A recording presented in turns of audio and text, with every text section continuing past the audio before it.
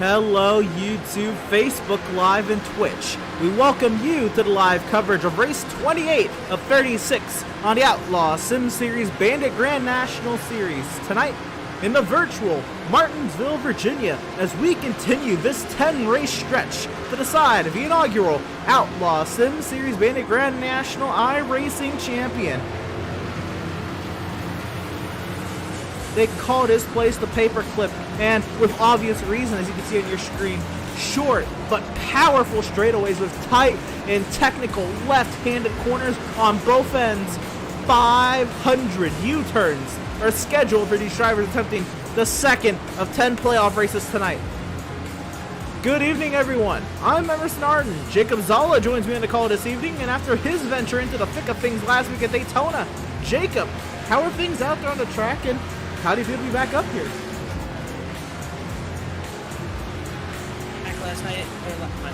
Last week it was fun, but tonight it's the paperclip, tight corners. You know, there's one thing that tickles my fancy about this track. I don't know if you know what it is. It is the concrete I don't know what you would call them. The concrete in turns 1 and 2 and 3 and 4. You know, they could have just paved this track with asphalt, but no, they decided to add concrete, and this track's going to add a lot here tonight, and you're going to see a lot of people trying to dive it in there here tonight.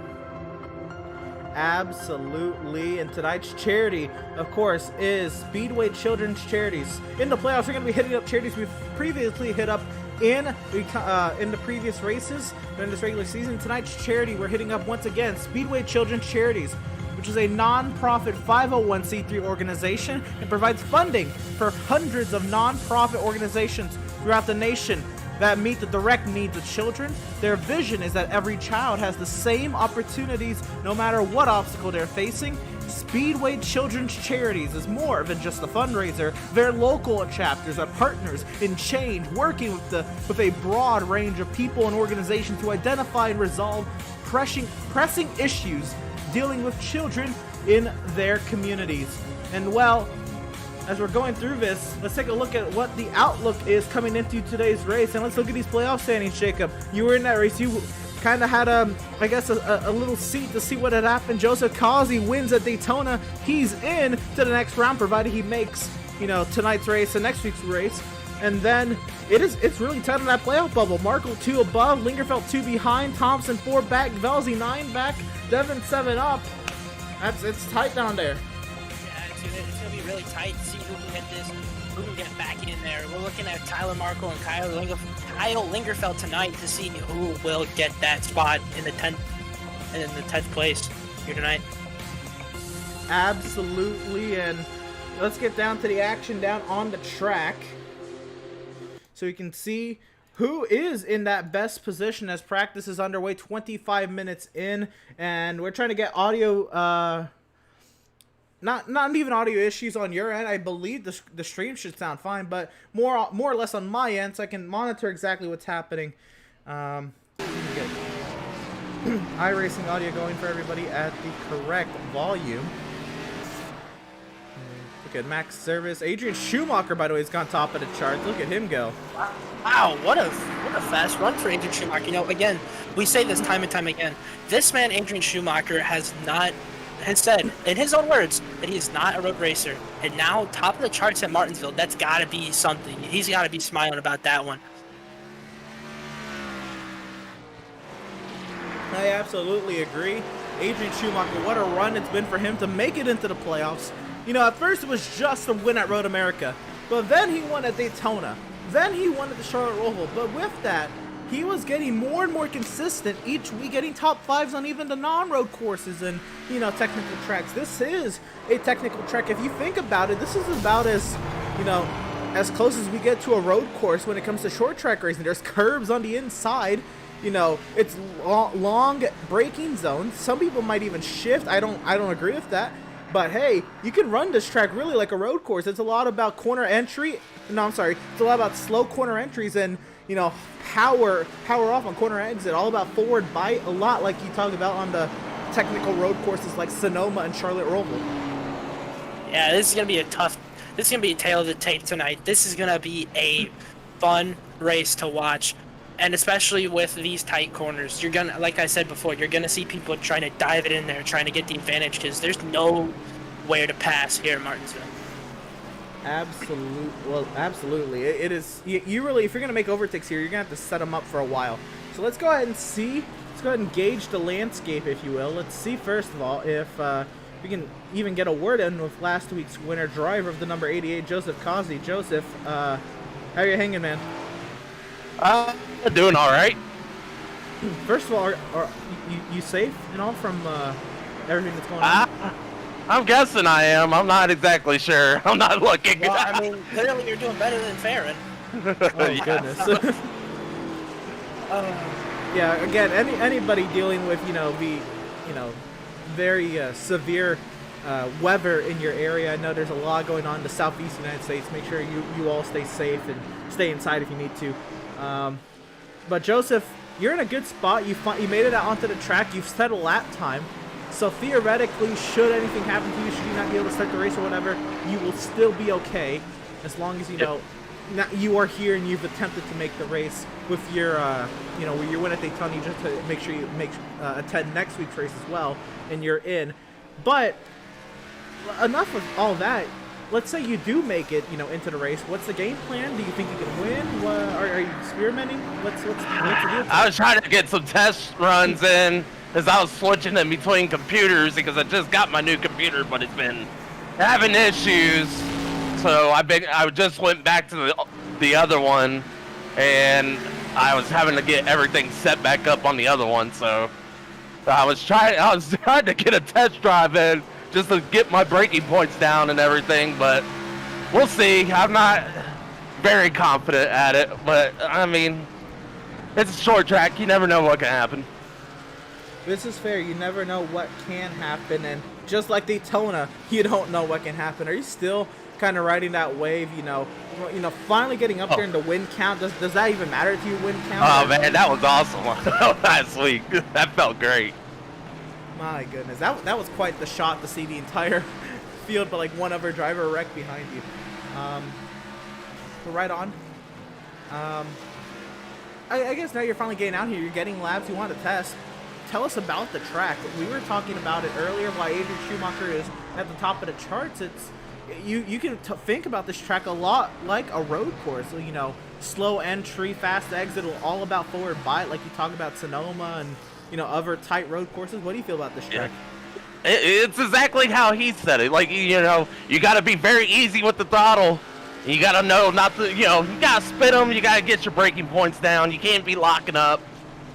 So it's a whole mixture of trying to not, do that all at one time, and you got to roll that center. If you don't roll the center well, then, you're going to get punted. Fair enough. It's very hard to pass. What lap are you gonna start giving out the chrome horn, they call it? I'm trying not to do that till later on. Try to be respectful. All right. Yeah. Jacob, what you got?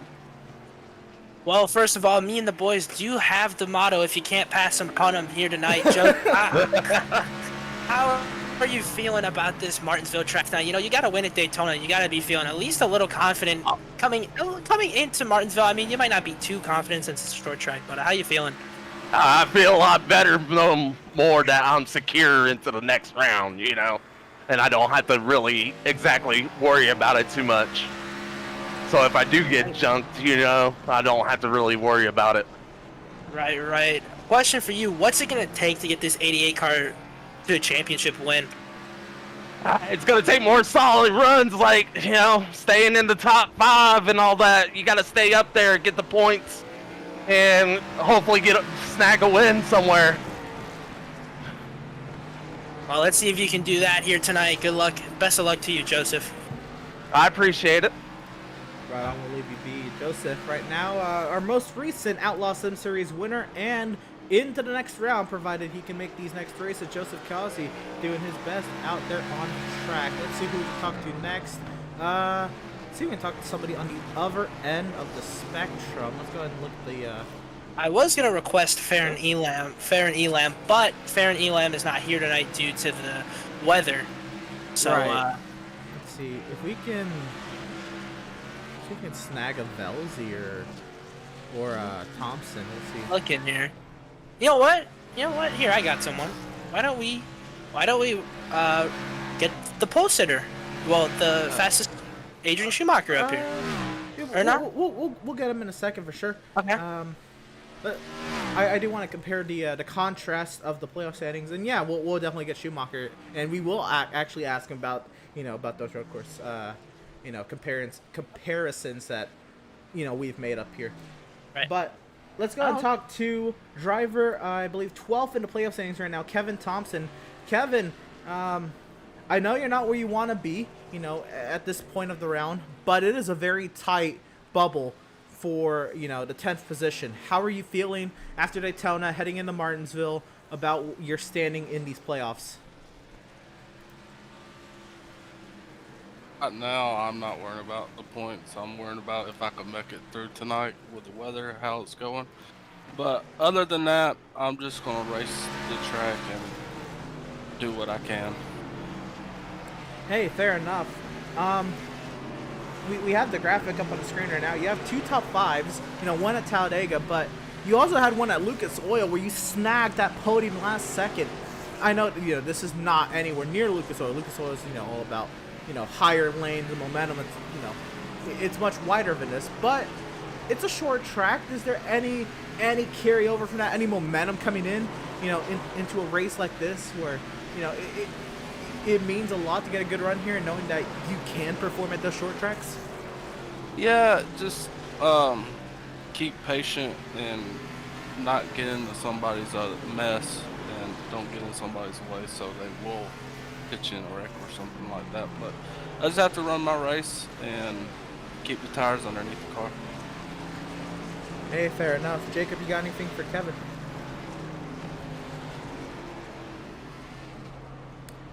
I don't believe he's here at the moment. That's all right. So let's talk about Daytona. It was a rough race for a lot of people, and I think you're one of the people who didn't have the greatest times. I think you fell a lap down, or almost fell a lap down at one point, and then you got back into the mix. Kind of talk us through how Daytona went, and why maybe it wasn't an ideal playoff opener. Well, Daytona's Daytona. Super Speedway, it's high-speed chess match. You don't know what's going to happen. And I was trying to make moves to lead laps for bonus points, and I led a lap, got a bonus point there, but it just didn't work out the way I wanted it. Yeah, it looked rough for a lot of people. So I know you're down there in the thick of the playoff battle, but you're down there with other people who struggled as well. So a little bit of a redemption run here, knowing you can get podiums on the short tracks, and knowing you're right in that playoff bubble. Wishing the best for you tonight. Best luck to you tonight, and hopefully we're talking to you on the far side. Yeah, you too, and have a good call. Right on. Thank you very much. That was driver of the number 89, Kevin Thompson. Let's get him on down to the proper Discord channel for him.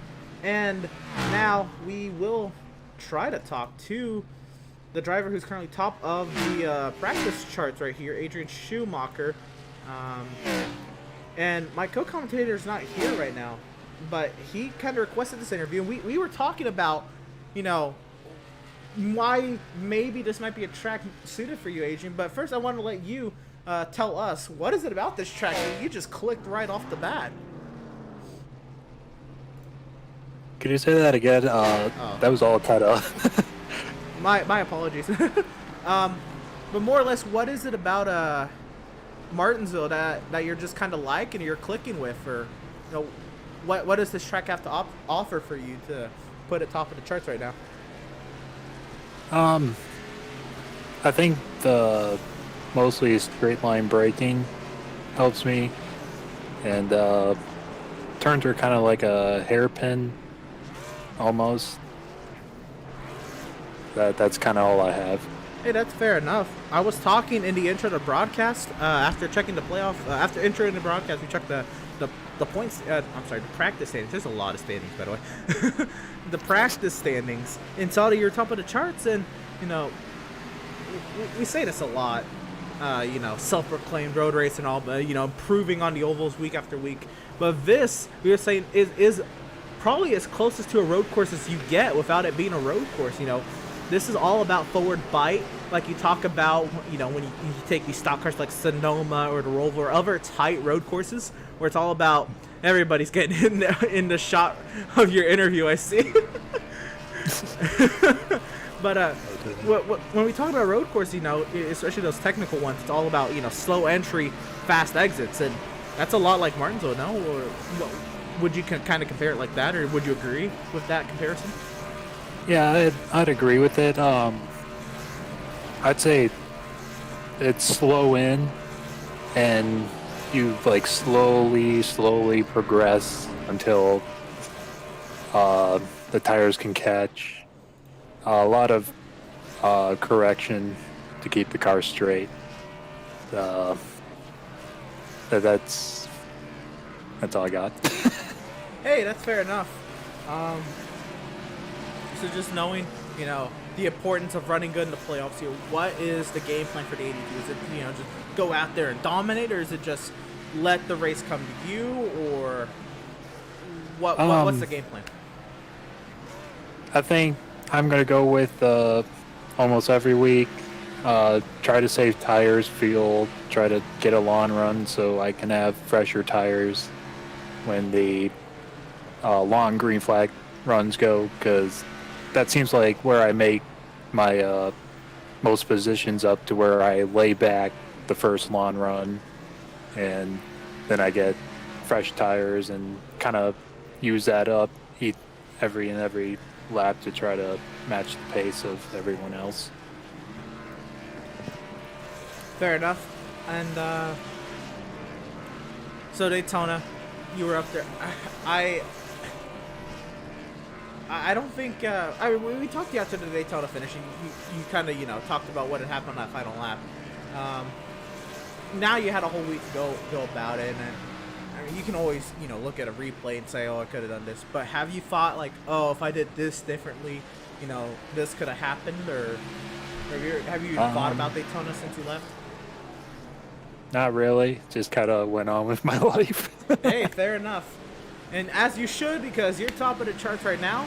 Best luck to you tonight. Hopefully we'll talk to you on the far side. Looking pretty speedy in that 82. Good luck, Adrian. Thanks, guys. Right on. That was driver of the number 82, Adrian Schumacher, and he agreed with our comparison of this track, you know, to running it like a road course. Before we go on, let's take a look at the chat real quick. Mad Dog Burger in the house saying, let's go, Seth Burger. Mountie Champ here says, I'm watching, and there's 18 viewers across our 4 platforms this evening. Go ahead, shout yourselves out, check in. Love to see all the support here tonight, and hopefully you all will enjoy the show we put on for you. There's about 10 minutes left in this practice session before we really get things cranking. And how about we talk to another one of those drivers on the playoff bubble, shall we, Jacob? We shall. Let's do it. All right, let's go ahead and find driver of that number 42, Tyler Markle. He's right on that playoff bubble, 2 points above. Let's see if we can bring him on in.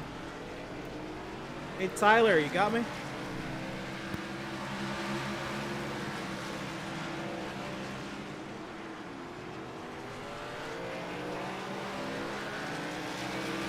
Hey, Tyler. Oh, okay. We got you out there. All right. Right, so, you know, Daytona, as expected, you know, anything can and almost anything will happen at Daytona. Okay, next. Ooh. Oh! I don't know what's going on. I get a little bit faster. Alright, but Daytona, a little bit of a self-inflicted wound. What happened on that pit entry, if you even remember? Pit entry, like, yeah, I just blacked it up. But that was fine. The end of the race, I think I still would have gotten like 11. But then I got hit. I can't fucking see, Malenko, you fucking fag. Oh my goodness. Jesus. I hope they're watching the show, because I know they were. Oh. What the fuck? Just let me practice.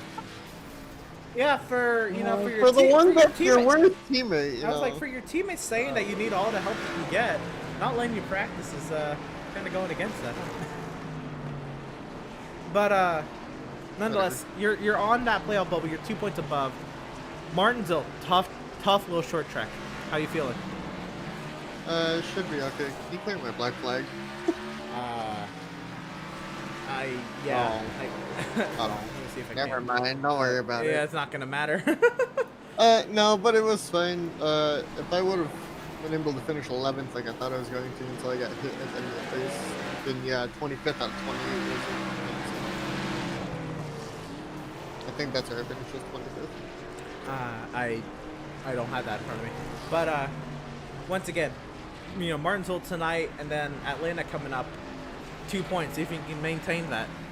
I'm excited for Atlanta. I don't know about tonight. Tonight just looks like it's gonna be something else. First time for a league race at Martinsville, so it's gonna be fun. Jacob, you I got think anything for Tyler? Jacob, I think I'm all good.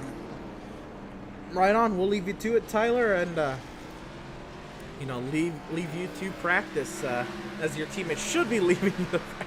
Yep, it looks like it's okay now, but who knows? Fair enough. We'll leave you to it. Best of luck to you tonight, and yeah, we'll be watching that playoff a little bit. Thanks. Did not mean to cut him off there, but that was driver of number 42, Tyler Markle, and One of the most interesting interviews we've had so far. yeah, that was a lot of interference. Honestly, is Holt in the house? I don't see him here. But we can talk to the last driver that won on a short track that, was not named Greg Holt. And that driver is currently, well, not currently, but entering the playoffs, was the top Burger seed Nation in the rise up. playoffs. Yeah, we have a lot of Burger Nation in the house right now. Seth, how you doing? And would you like to shout him out? Oh yeah, doing good, and yeah, I'd like to thank Burger Nation for tuning in every week. Definitely helps me be motivated to perform well every week. But then yeah, also I'd like to shout out Flood Brothers.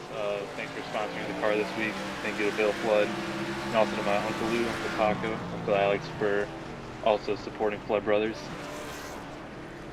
Yeah, nice little livery you got going on there in that 77. Coming into tonight, I mean, you had a good cushion coming into Daytona. What's the game plan here at Martinsville? Do not wreck out. That's my only thing. I think I want to go for the win here. I think I have decent race pace. I don't know about qualifying, but I'll be happy with a top 5. I think that's my end goal, is really a top 5, but ultimately it is to not wreck out. I'd like to be comfortable going into Atlanta next week because I really like that track, so I'd like to have a little fun there. So we mentioned coming into the interview, the last person not named Greg Holt to win at a short track in the Outlaws Sim Series. Any momentum coming from that, or I mean, you sound like you feel pretty confident, but do you feel anything, from Nashville, or is that so long ago it doesn't even factor in? It's so long ago, and I mean, yeah, the year that Greg Holt was on was absolutely ridiculous. So that feels like ages ago that I won at that track. But oh yeah, I'm feeling confident. I think it's really just gonna be all patience here. I think I'll be able to do a pretty good job of that. As far as not getting caught up in other issues, I don't know, because that can be out of my control at points. But yeah, the goal here today is just control what I can control and hope for the best. I like that. That's a strat you hear a lot about the plate track. Control what you can control, but at a hectic, tight little short track, I couldn't agree anymore as well. Jake, you got anything for Seth Berger? Yeah, I do. Seth, how you doing? Doing good, man. How about you? I'm doing good. We went to Daytona last week. I don't remember quite. I don't remember where you finished, to be honest with you. But now we go from Daytona to the tightest short track in the sport. How are you feeling about this short track tonight? I'm definitely a little nervous, literally just because how small it is and the fact that it has hairpin turns. It's definitely be very, very easy for people to get into the back bumpers or even dive it too hard and wreck someone on entry. So, sorry, I didn't know. No, yeah, pretty much. Just try to give enough room at the beginning, and it's going to be all take at the end. I asked this question to Kazi. Now I'm going to ask it to you. What's it going to take to get that 77 to win the championship? I think it's really going to be consistency. I'd like to be finishing top 5 every week. I think that'll get me to the final race at Kansas. And with the way Kansas went last time we were there, I'm very happy the championships race at Kansas. So I just gotta take it round by round, try to make it to the next round. Obviously there's more pressure each round, but I'm very happy that I had the biggest points gap to the bubble starting each round as of right now, and I'd like to make that bubble even bigger with some victories in the playoffs. All right, I'm gonna lead you with everyone's favorite question of mine. You should know it. How many cautions are we getting tonight? I'm gonna go with I think Landon's sitting outside of me right now, so I'm gonna go with 8 cautions. Okay, that's what I like to hear. Not really, but good luck to you tonight, Seth. All right, thank you. Let's go, Burger Nation. Right on. I like the very forward mindset of driver of number 77, Seth Berger, and it seems like Burger Nation loved it as well. Drop Seth back into his channel real quick, going through the comments once again. Race PND says, come on, Kazi and Solms. Lisa Berger says, Burger Nation is in the house. Mad Dog Train says, congrats on 4 wins. Way to go, Seth. He does have 4. Looking to get another tonight. And Goku Guy 92 says, Seth's going to run it up. A lot of support for Seth Berger is in the house. Let's see, anybody else who can snag for a quick little interview. Who are you feeling, Jacob? I'm gonna pull him up. Give me 1 second.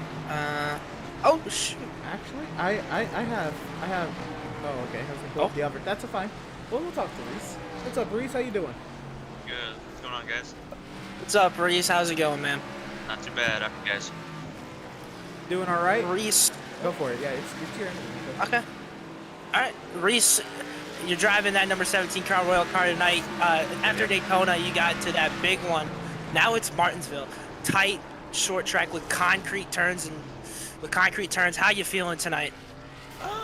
It's gonna be interesting. It's my first like 40 or 50 laps ever here, so it's gonna be pretty interesting.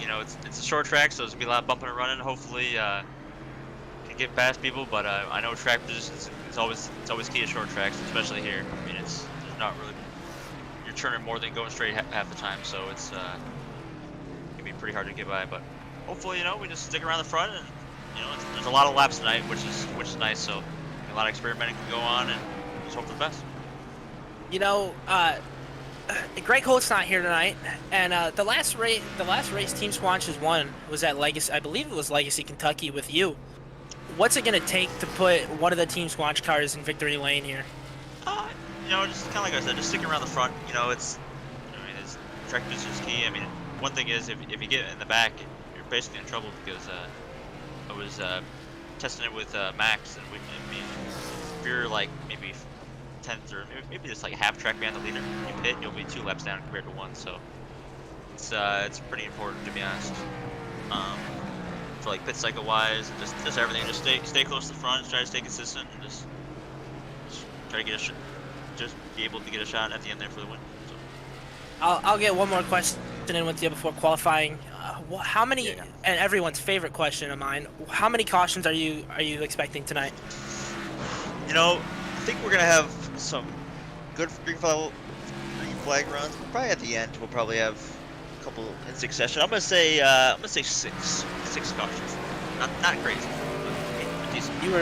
You were 2 under Seth's prediction. Best of luck to you tonight, and let's see if we can get that number 17 to a victory lane, shall we? Appreciate it. Thanks, guys. Right on, and it is time for qualifying. And I wanted to bring in, the other Squanch boy, especially because it's a pretty special week for him. But we can see if we can interview him later. Late tour, I should say. Sorry, I had no idea you were going that way. That's all right, man. Qualifying is underway, though. That is the way we are going. And let's see who we have out on track. And qualifying mode is on. Malenko taking to the track.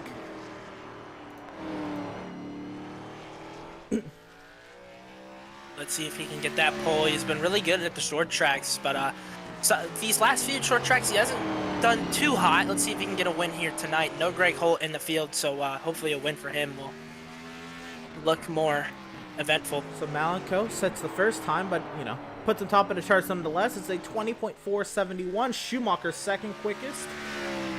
Matthew Setzer, actually no, that's only 2 times we're in so far. Let's go ahead and check in with driver who was top of the charts in practice. He's gonna go around, so he will not start from the pole.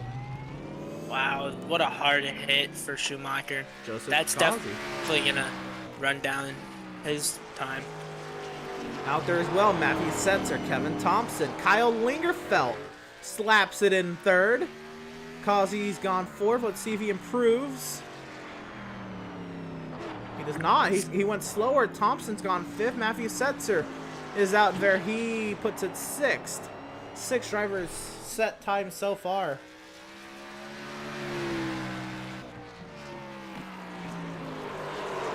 Setzer's going to go around on his 2nd lap. Wow. It seems like everybody's wrecked. 2 cars have wrecked on the 2nd lap so far. Is that going to be a staple here qualifying? You know, it could be. And you mentioned, no Greg Holt. Greg Holt is absolutely, he is very good at this short track thing, man. I mean, he knows what he's doing when it comes to this. I mean, he won 5 races on short tracks out of like 6. Yeah. Like, he knows what he's doing when it comes to these things. And the fact that he's not here tonight in the playoffs, that opens the door for one of those drivers who's good, but, not Greg Holt good at these short tracks to step up and lock themselves into the next round. Yeah, and I think that's what everybody is smiling now. I know these guys like Greg Holt, but they're smiling not seeing that 3 car in the field tonight. Yeah, I mean, he's so fast. He would have been eligible for the playoffs if he just made enough starts. But Max Service, he's gone out there. He's put it 2nd. Cardullo's out on track. Markle's coming on track. And Andrew Pratt puts it 7th. Will Service go faster? It looks like the first lap is fastest for everybody thus far. And the narrative stays the same for Max Service. Looks like Cardullo had taken the track, but he hit the wall in the first lap, so we'll see if he goes out for another. Tyler Markle out here on track on his first lap.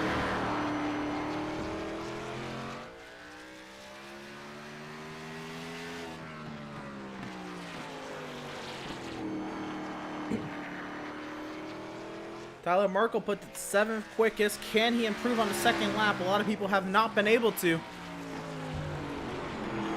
Out there as well, Reese Schaefer on his first lap. Tyler Markle will not improve. No, he does. He improves to 6th, actually. Sorry, I lied. Here comes Reese Schaefer. That was not a good lap, honestly. Let's see where it puts him. Yeah, that puts him 10th. So he's really got to step. He's got to step up on the 2nd lap. Yeah, this 2nd lap is going to have to be the hot one.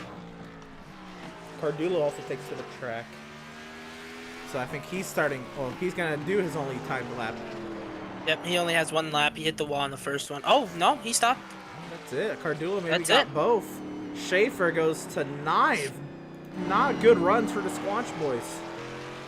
Yeah, tough break for the Squanch boys, but Seth Berger taking the track now. Can he get the pole position for Team Swift Motorsports? Take a look at the chat. Mark Berger says, damn right, Berger Nation go 77. Race, I'm going to say Race Pond. Probably wrong, but 24 Miz for a podium for sure. Love to hear that support from Miz. And, of course, he supported Kazi and Solms earlier. And Mad Dog Train's in the house trying to say Seth's going to make it 5 tonight. Or he says, let's make it 5 wins tonight, Seth. Which, by the way, Seth has gone 3rd quickest on the charts. 2nd laps are usually slower, but does he change that narrative?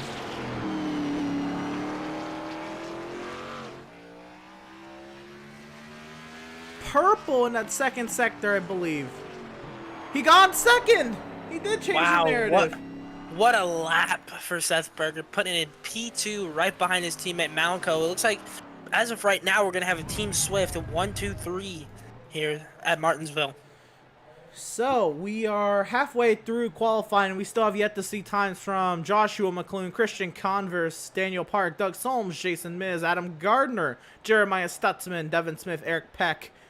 Landon Cardullo has not put in a time, but he has taken to the track both laps. Yeah, I don't believe Adam Gardner will be racing. I think that's correct. Yes, correct. You are correct. You are correct. Sean Thompson in the house saying, good luck, Kevin. Hopefully you get this race in before the bad weather rolls through. Right, everybody who's experiencing, the severe storms in the southeastern United States, there's a lot of bad weather going on around here. make sure you stay safe, stay warm, do whatever you got to do to keep yourself safe. Yeah, we're praying for you guys out there. And if you're able to stick around and join us for a couple hours, hopefully get your mind off of that for a little bit if it's stressing you out, and hopefully we can bring you a good show. But again, stay safe.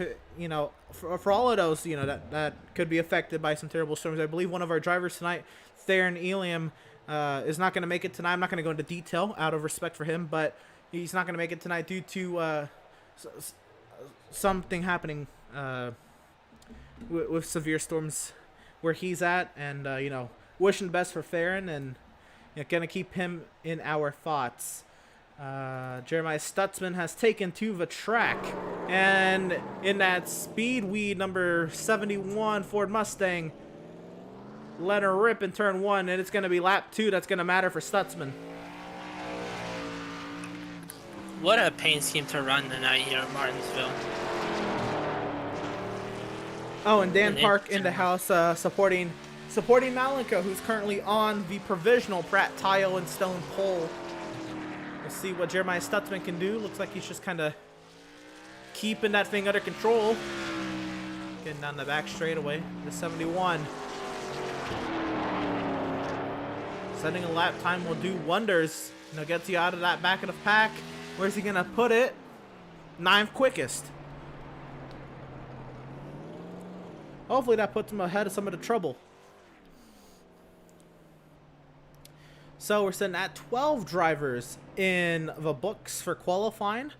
Real quick, let's see. Get this going. Looks like we will not be. That's okay. Nonetheless, going to shout out our charity once again tonight. Tonight's charity is Speedway Children's Charities, which is a non-profit 501c3 organization that provides funding for hundreds of non-profit organizations through the nation that meet the direct needs of children. Their vision is that every child has the same opportunities no matter what obstacle they are facing. Speedway Children's Charities is more than just a fundraiser. Their local chapters are partners in change, and they work with a broad range of people and organizations to identify and resolve pressing issues with children in their communities.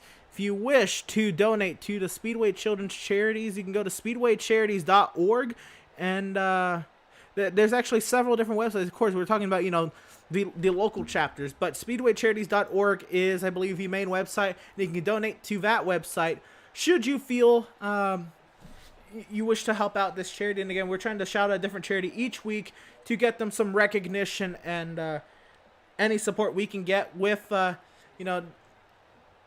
the spotlight we can put on them, with all of you tuning in each week. We decide, to give back some of our time. It's why we broadcast the final 30 minutes of open practice. And, in the playoffs, we're going to revisit some of the charities we once visited in the regular season. Speedway Children's Charities was one of the opening charities. So if you didn't donate then and you want to donate to them, now's a good opportunity as well. Make sure you check out speedwaycharities.org for all that. The beautiful cameras you see this evening, they are provided by Whiplash Media. And the stream just had a moment right there. But once again, the cameras that we are working with tonight, the beautiful camera work tonight, they see these amazing scenic cameras. Maybe not these scenics, these are from iRacing. But the TV cameras and all this, the statics and all that, that's provided by Whiplash Media, which is Pit Stop TV's parent organization. Whiplash Media specializes in various sim racing resources, including paint schemes, stream overlays, iRacing, camera packs, and more. Whiplash Media is also working on its presence in real racing, offering services such as photography, social media management, public relations, and more. Make sure you go to www.whiplash-media.com for more information. And now, qualifying has ticked over, so that means we do have an official Pratt Tile and Stone Pole Award winner, and that is Malenko on the pole here at Martinsville, and Pratt Tile and Stone serving all your tiling needs since 2003. And now let's go through our starting lineup, shall we, Jacob? Row number 1 will be Malenko. To his outside, we'll find Seth Berger. Row 2, Max Service, Adrian Schumacher. Row 3, Andrew Pratt, Kyle Lingerfelt. Row 4, Tyler Markle, Joseph Causey. Row number 5, Jeremiah Stutzman, Kevin Thompson. Row 6, Reese Schaefer and Matthew Setzer. Jacob, take us to the next page. Row number 7, we have that number 3 car. Everyone's smiles have been turned into frowns. Greg Holt lining up on the field tonight. And in 14th, Joshua McClune, because Adam Gardner is not racing. In 16th, Jason Miz. In 17th, Devin Smith. In 18th, Daniel Park. In 19th, Landon Cardulo. 20th, Eric Peck. Doug Soames in 21st. And in last place, rounding out the field, the number 90 of Christian Converse. So actually, with Adam Gardner not running, everybody to the right side, they move up one spot. So McClune will stay 15th, Miz will go 14th, Park 16th, Peck 18th, and Converse 20th. So that is how they will start off tonight's race. Let's go ahead and look at our race info coming into today's race. And this half-mile paperclip, they call it.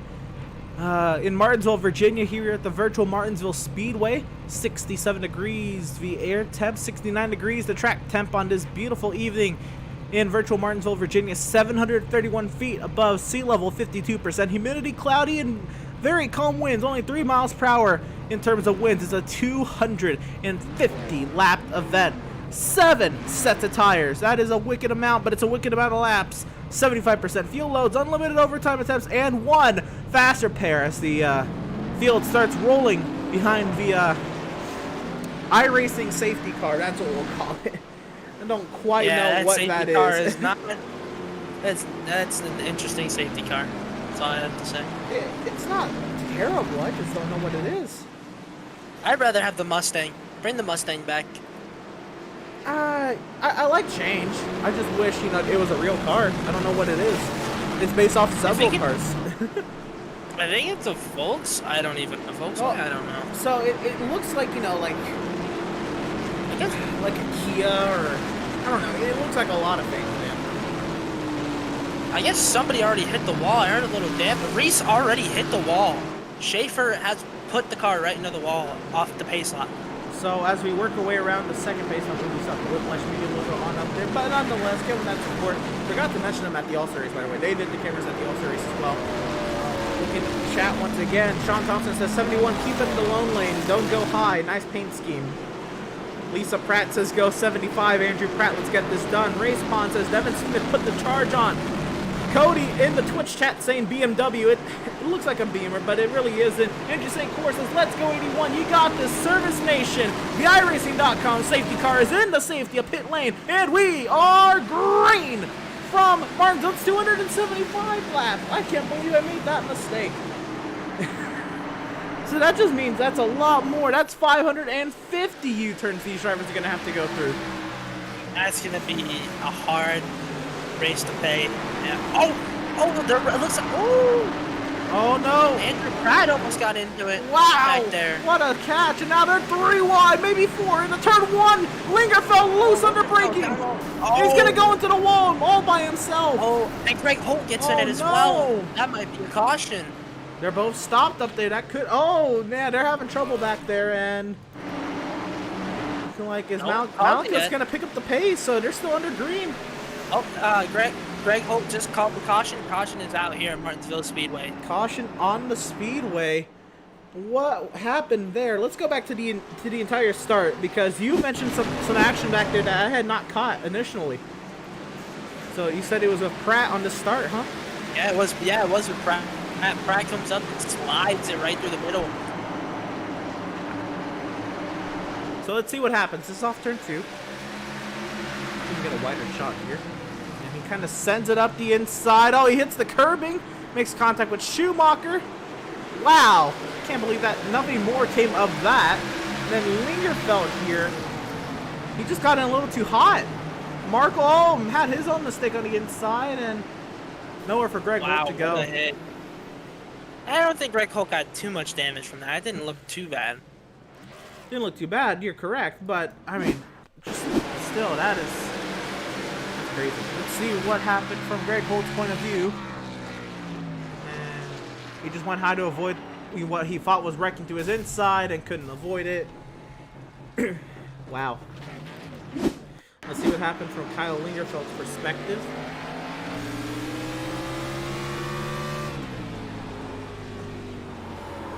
Yeah, it looked like he was just in too high of a rev for the corner. If that even makes sense, it looked like he was just he was going too fast for the corner. Yeah, he really did.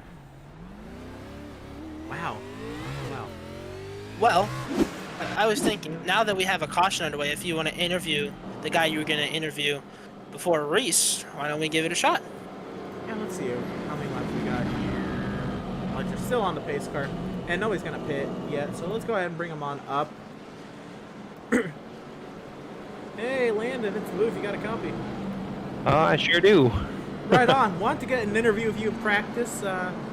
Kind of got timing a little mixed up there, but wanted to shout you out. It's a special week for you tonight, huh? Or this week, huh? Yep. Big 20. 20 years old, turning 20 on, God, what is today? Today is the 17th, so Monday. Right? But nonetheless, how does it feel to be 20, and how do you feel about Martinsville? I mean, it feels great. Had a lot of friends and family get in touch with me, so that was nice. So far, the race is doing pretty good. Just got to avoid the chaos in the beginning and then just get in the rhythm of turning the car, I guess. Hey, fair enough. Jacob, I noticed your boy. You want to ask him something? Lennon, how you doing, first of all? Pretty good. How about yourself? I'm doing good, and I don't think I got a chance to say it personally to you. Happy late birthday, Big 20. It's a new change. How you feeling about this track tonight? This tight track. How you feeling about it?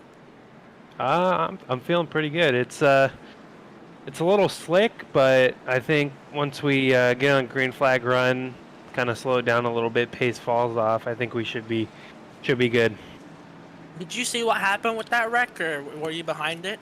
So it looked like Kyle got a little loose and kind of misjudged it and hit the wall, but it should be okay. All right, we're going to leave you to it. Best luck to you tonight. We're getting ready for the restart. All right, thank you. Sorry to cut you off there, Jacob. Just while we were Oh, going. you're good. Yep, I was going to end it right there anyway. Yep. Anyway, the iRacing.com safety cars in the safety pit lane, and we are green from Martinsville.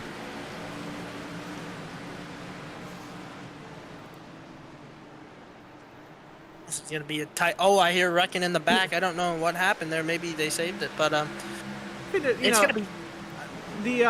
With iRacing, you'll hear the sound even if people just make a little bit of contact, so... Yeah. I mean, it doesn't necessarily mean they're wrecking. We got a nice view of the field there. Look at this battle for second. This is Max looking at Schumacher.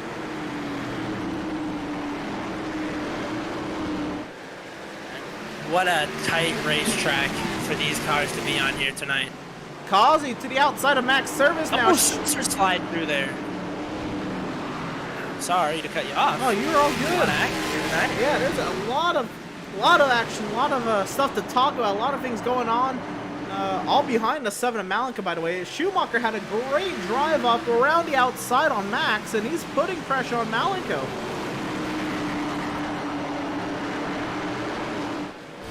Riding on board of Adrian Schumacher. He wants to send it. Yeah, but it's going to be a matter of can he, and how hard does he want to use those tires up here? It's only lap 12. You got a lot of laps left. Look at how defensive Malenko is. Yeah, Malenko said earlier that nobody's getting by him. So let's see if he can make that, what he said, stick. He's so defensive, and we talked to Eric Peck has had a crash. I think he just looped it on the front stretch, and he'll keep it going. Let's get a look at what happened though. So he was by himself.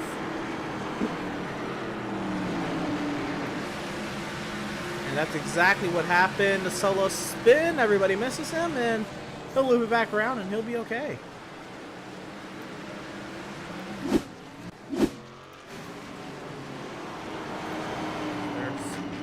Malenko doing his thing, but we talked to Schumacher before the race. He said he was going to save tires, and I mean he's got some damage on that left front with the contact from Andrew Pratt on lap 1. But if he's working on saving tires and Malenko is destroying his right front by being defensive, Schumacher's going to find a way around Malenko at some point. Yeah. Yeah, he will. He definitely will. If Malenko's using up his tires too much, Schumacher will definitely find a way around him. But it's just going to be when and where. So this is now the marathon part of the race. This is where you have to be telling yourself that it's a marathon, not a sprint. Don't wear out your stuff. Don't damage the car. You know, just do what you gotta do. Get yourself in position for something in, you know, about 250 laps from now. Yeah, and to think, I believe looking at the laps for the schedule, I think this is the longest race of the season. So you just gotta Park simmer into the down. wall. Contact with Lingerfeld. Oh wow, what a wall shot there! But he keeps it going. It doesn't spin. That's what I was saying. I think this is the longest race. Oh no! There he goes. Oh no! Wow. Big hit for Daniel Park, and I was just about to mention he's fresh off his first top 5 of the season last week at Daytona with that 4th place finish, and that is not treating him well. That is not gonna look too good.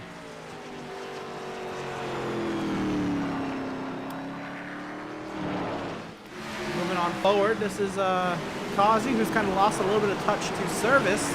You'll see Kazi's name is in yellow on the scoring there, and that just means he is locked in, provided he makes next week's race. At this point, all he has to do is start next week's race, and he's locked in no matter where he finishes next week because of his win at Daytona.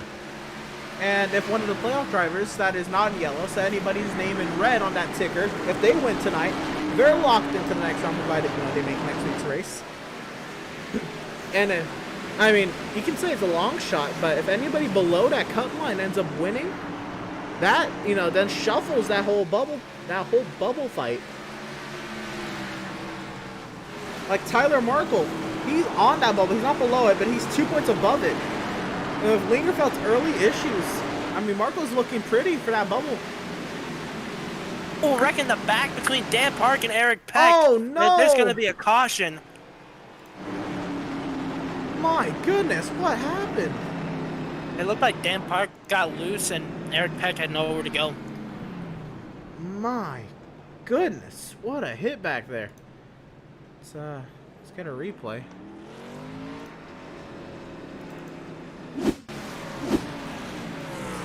On here. Dan Park, this is going into turn 1. Yep, just loose. Does he overcorrect it? Right into the path of the 37. Oh, that's a hard hit for 37. My goodness.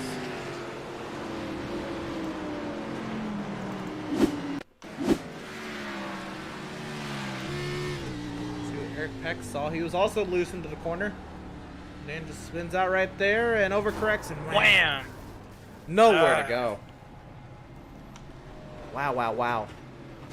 Tough break for the 37 and the 1 car. It's gonna be tough for the 37 to recover. I think he's now 1 lap down, but we'll see if he can get it back in. So, we've ran a lot of laps. I don't think it's time to pit. I mean, like, a lot of laps, that's relative. I mean, 24 laps, that's not... I don't think that says we should pit here. What do you feel? It's Martinsville. No, as I was saying before, I agree, no. I don't think it's time to pit yet. There's 275 laps. Longest race, I think, in Outlaw Sim Series here today. So you're going to want to save tires. Save your sets of tires and make sure you have enough to the end. We had 300 at Bristol. Sorry, second longest race. But still, you're going to want to conserve those tires very well. So let's see if we can bring this man up. And he's one of the people who did pretty well at the short track. If it wasn't for Greg Cole, might have been able to snag a couple. So let's talk to the man in Malenko. How you doing? Oh, all right. Looking pretty good. Prospects going up. Prospects. Stocks up 20 up. Stocks up 20%. So we saw you very defensive on Schumacher that last run. And Schumacher, he told us before the racing started he wasn't even going to be trying. He's saving tires. And you're going very defensive. Looks like you're making yourself pretty vulnerable on the long run here. Is that still going to be the strat, or is I'm just driving the track. I'm getting real low, so I can just. That's why you see me like going so far in the middle of the corner, because I'm just holding the steering wheel straight. Fair enough. I guess that could have been a strat, for sure. But going to it, you know, you can talk about the stretch of short tracks, and maybe before Greg Holt was a prominent winner in this series, you know, a lot of people were looking towards you to have a good run at the short tracks, and then Greg Holt went on an absolute tear. But you weren't too far behind at a lot of those races. Does, you know, those kind of runs give me any motivation to coming into tonight and then qualifying on the pole and being out in front? It definitely doesn't hurt. Definitely doesn't hurt. But since I'm the one in the lead here, I was talking about, you know, at Five Flags in Myrtle Beach, how qualifying really screwed me here, so now I have no excuse to go. If I don't win, it's all on me. Fair enough. You're coming around to the restart. We will lead you to it. Best luck to you tonight. Hopefully we'll talk to you on Thursday. Good luck, man. Yep, thank you. And that was driver of the number 7, your race leader, Malenko. And here you go, Malenko leading the field to the green. The safety car is in the safety pit lane, and green flag. And he's waiting all the way until that straightaway. You do not want to be getting those tires spun up on corner exit. You want to be going straight when you hit that gas. Yeah, definitely don't want to spin the tires. That could cause a wreck and cause the field stack up. So, look good so far. Nobody wrecking yet.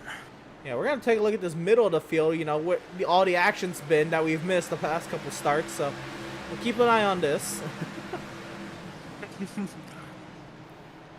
That's why I think it's also good having two of us up here. One can catch the front of the field, and then one can catch the action in the back. Look at Lingerfeld's number 65. That thing is not doing too hot, but it's a lot of racing, and we've seen cars in worse condition win at Martinsville, man. Yeah, we have. And, you know, we haven't really he hasn't really had positive things to say when we've talked to him, but Jason Miz, that paint scheme tonight looks awesome. Yeah, that nice Wrangler scheme, you know. Paint. Oh, we got an accident out in front. That's Tyler Markle. Oh, no. What happened? This definitely doesn't help Marco's playoff chances or second round chances. Right, here. he was so far ahead of his competition in the playoffs that you know, in the moment. We'll see what happened though. Maybe he was helped, but if this is all by himself, he's got some explaining. He just sends it. Yeah, he drove it in too hard and couldn't recover. He might have missed the braking zone too. That could also be a fact. This is fair, yeah. My goodness, I mean, I don't get that. You know, he's already above the bubble, barely above the bubble coming into today's race, but having any kind of cushion leaving would have been much better heading into Atlanta. Well, you think there's still a lot of laps of racing left. There's still sure. enough time to get a caution. So we'll see if Markle can get lucky here. But if he starts going laps down, then he's out of luck. Absolutely. I mean, it is lap 34 of 275. Nobody's out of this race, unless they've left the session. Like, well, nobody's left, but Dan's sitting on pit lane, and it's very unlikely that one car will be in victory lane tonight. Let's go ahead and take a look at. So a driver that's gotten a lot of some hype in chat right now, Joseph Causey. And Cardulo is at a crash. We'll talk about Causey in a moment. What has happened to Landon Cardulo? Take a look at the replay. And again, another car behind Jeremiah Stutzman. Stutzman lets him by, and he catches the wall there, and he gets. My goodness. Well, here's the good thing. He didn't hit the wall, so there's no damage for him. Just a spin. But those tires, I mean, those tires are shot. Yeah, they're hot, and this is a track where you need some grip. So you're right. There's no damage. So no fast repair being used yet, but yeah, those tires are heated up, and it doesn't look too good on those tires. So, well, before the leaders get to battling, you know, pretty tightly here, I want to give a shout out once again to Cause. We interviewed him in practice and all. Wasn't sure he was going to make it into tonight's race, just because, you know, there's a lot of weather in his area that could have prevented, you know, his power from allowing him to race. Race PND in the chat, you know, a lot of support for Causey. Talked about Devin Smith earlier, already up to 10 from the back of the pack, and then mentioned how Causey went up to 6th and then to 4th. So we're just watching Kazi steadily move his way up the pack. He's up to third now, and he's in the thick of, you know, the competitive drivers at these short tracks. So we'll see how this plays out. A lot of laps to go, and he's already onto the provisional podium. And you know, just holding off Max Service and Seth Berger, Jeremiah Stutzman, Matthew Setzer also, by the way, is having a nice little run. You know, we haven't talked too much about Matthew Setzer this season, except other than the All-Star race win. Matthew Setzer, and you know, there it is, winner of the All-Star race at Eldora, running in 7th. And I'm trying to remember, he had, I think, a 4th place finish at Homestead earlier this season. And I think that's honestly what I think he got another top 10 at another mile and a half somewhere. But other than that, you know, this season has not been, you know, all that for Matthew Setzer. He got $80 out of it, which, you know, a lot of people can't say they have. But Matthew Setzer having a nice little run early here at Martinsville. Taking a chat real quick. Donovan Craddock says, "You're." Pam Williams says, "Go Seth, go." And Andrew St. Pure saying, "Guys are overdriving it." And yes, indeed, they are. Yes, they are. My goodness. There's been a lot of overdrives, and again, it's only lap 42 out of 275. So, overdriving it, you shouldn't be trying to overdrive it right now. Looks like Malenko's opened up a little bit of a gap to Adrian Schumacher. Schumacher is right on the gearbox of that number 7, and Malenko since has opened up a little bit of a gap. So we'll see. We'll be back. Here's a battle. This is 2 playoff drivers, 3 playoff drivers, 4 playoff drivers going at it. This is behind Thompson. This is Lingerfeld McClune going at it in front of Devin Smith. This battle on your screen, McClune trying to get 11 from Lingerfeld and hold on to 12 from Devin Smith.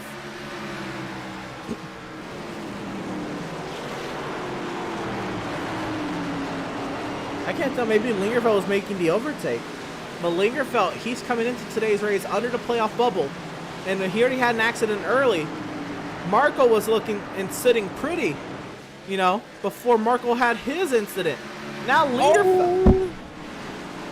Sorry, Reese Schaefer getting a little too close in there with Matthew Setzer.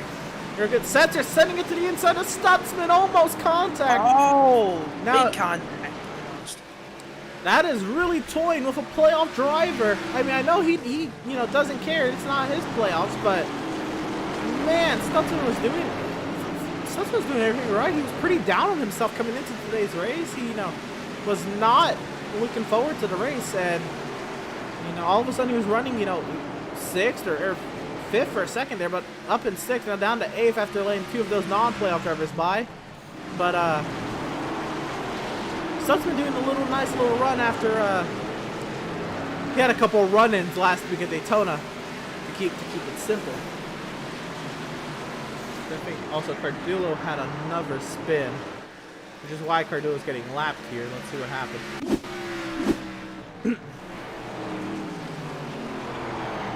Oh, this is turn 4 exit, huh? Wow. Oh yeah, big time. This guy, Landon Cardullo, has been able to keep it off the wall. What an insane job to keep it off that wall and not getting any damage to the car. Yeah, I don't know how he does that, man. That is crazy. That is 2 times he's wrecked and hasn't hit the wall yet. And like we said before with that first wreck, those tires are heated. So could that have been the product of what those tires were showing from that wreck? Possibly. Very possibly. You know, those rears could have already been lit up, and then, you know, he's probably, you know, not in the best of mood after his first mistake, and easily could have overdriven that corner exit, and here we are. Yeah, well, he's 1 lap down now. Again, lap 51. Not out of it just yet. He is the free pass car, but then you have to wonder where Tyler Markle is now. Just coming off the floor. Eric Peck has gone another lap down. Cardullo coming up to lap Peck, and Markle about to get lapped.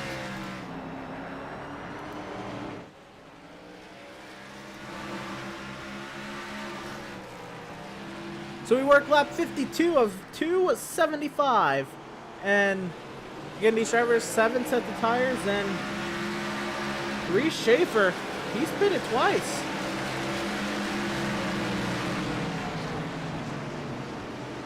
I mean, I don't know. How do you feel about that? It looks like he pitted both yellows. Well, again, before the initial start, he did clip that wall down there on the 3 and 4 pit road, so he's probably fixing the damage from that. Fair enough, fair enough. I did not consider that to be a factor. Somebody else who pitted was Andrew Pratt. He was probably repairing damage from the initial caution. Kyle Lagerfeld, I think, with obvious reasons, he's pitted. But Joshua McClune has pitted, and there's no obvious damage on this 18 car. Maybe trying to get tires, or I don't know. Hitting a little too early to liking, but you never know with the minds of these guys, what they're thinking. Maybe they're at the back of the pack. They have 7 sets. Why not try something? But it looks like McClune back here, doing his thing. Like Jason Miz as well. Greg Holt was, involved, I think, in the initial incident. And Doug Solms has pitted as well. Tyler Markle was actually past Solms for position, so Solms is now the last car on the lead lap.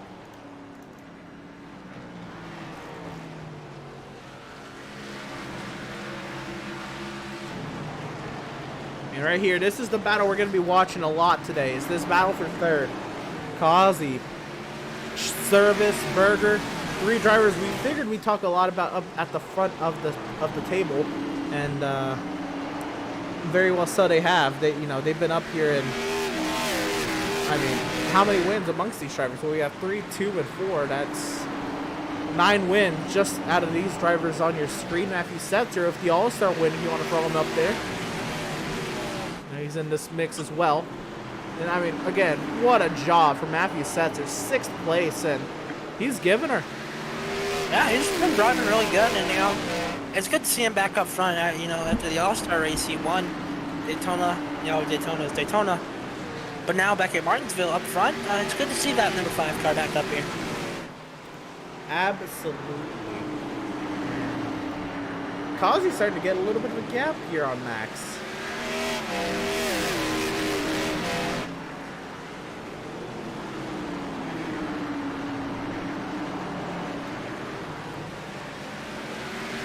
So they continue to do their thing. Around here again. The closest battle is actually between these Swift boys. Right here, this is getting really tight. Actually, here comes Seth with the send to the inside of Max. Is Max going to give it to him going around the outside? Seth Berger got it. That is P3 now for Seth Berger. You have to wonder if maybe Max Service's tires are eating up a little bit here. Oh. Maybe. If you saw right there off of turn 4, you had to really catch the car there. We'll see here. Right on board with Max Service.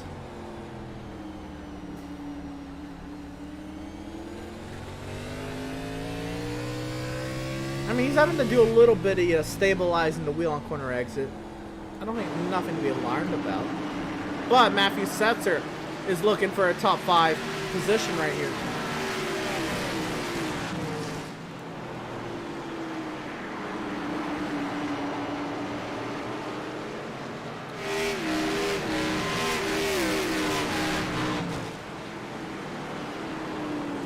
So we'll go ahead and take a look at the chat once again. Theron in the chat. Driver number 20 available for commentary, even though I have no power. I'd much prefer you in the session if you're going to be joining the league. But, right, Mark Berger in the chat. You got this tonight, son. Go number 77. Race Pond says Miz, Smith, Solms, all longtime teammates on STR Racing. PS4 all running together. Right. I tried to get in on that, on Project Cars. I think connection issues really plagued me there, which was very confusing to me, because, I mean, Project Cars was not the stablest game by any means, but I don't know. Connection issues just, never really plagued me until, I was to run that series. So not entirely sure. Maybe your internet didn't like the series. Maybe didn't like the host correctly. Andrew St. Floor, no reason to push this early, just logging laps. Exactly. And William Stark in the house saying, good luck, Seth. Trash these guys for Flood Bros. And, I mean, he is. Seth is up to 4th. He's trying for sure.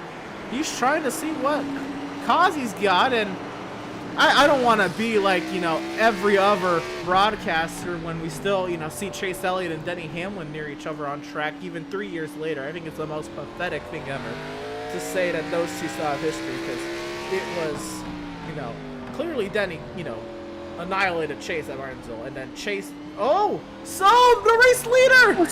Malenko, what happened to Malenko? What happened? Did he overdrive the corner from the lead? Take a look at the replay. Oh! He was battling Schumacher. Did they make contact? Oh no, they made contact! I feel like Malenko was trying to pin him down, but whoa! Right into the path of Seth. Oh, that almost got Landon and Schaefer as well. I need more. No. I need more information here. Let's see. So Malenko, he hits the curb on the inside, which allows Schumacher to catch right up. And now Schumacher has a run to the inside, and you're not going to be really able to tell here. It looks like Schumacher kind of missed the bottom, but also from the other shot, you saw Malenko turn in on Schumacher. So maybe, you know, maybe it was mutual, I'd say. You can get an overhead shot though.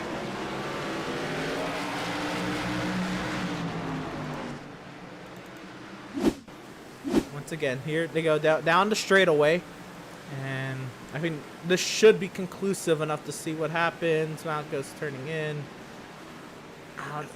Schumacher slid up and got into him a little bit. Maybe Malenko came down, just a racing incident. Yeah, that's hard racing. Malenko, you know, he made the mistake to get Schumacher in that position anyway, and then Schumacher, he just took it. Yeah, well now, with that incident, that puts the number 82, Adrian Schumacher, in the lead here at Martinsville. And look at that. 3 wins on the season already and leading at Martinsville. He's won on 2 road courses and the super speedway at Daytona. And we, you know, it's a self-proclaimed road racer. You know, he's won Road America and Charlotte Roval. He proved that. Daytona, it's a plate track. Everybody but the top 2 wrecked at that race, and he barely edged out McLoone at the line. But Adrian Schumacher has steadily been improving his results on the ovals, getting consistent finishes, top 10s and top 5s, race after race. And then, what would that mean to him? What would that do to his status as a driver in the Outlaw Sim Series if he can get it done at Martinsville? It's got to make him a happy camper, getting a win at Martinsville. You know, like we keep saying time and time again, you know, he's only been a road course racer, but now if he wins at Martinsville, the confidence had to be through the roof for him to try and get a win and a chance at the championship. I'm not even talking about his confidence. I mean, you know, that would boost his confidence through the roof. I don't know, what would the other drivers think? He's got to be a legitimate championship contender at that then. Yeah, I think so. I think they'll be looking at Schumacher and you know, this guy is really good. He's really improved, and maybe he might win the championship. So now you're looking at the 82 and thinking, if he wins this race, this dude could have a chance at championship. So we'll see where that 82 car goes for the rest of this season. But a great run so far, and let's see if he can get it done here at Martinsville. For sure. And there's still a lot of laps to go, and a lot of things can happen. But I do love talking up that possibility. Because, man, what a story that would be. Adrian Schumacher, from road racer to maybe a force to be reckoned with in the playoffs.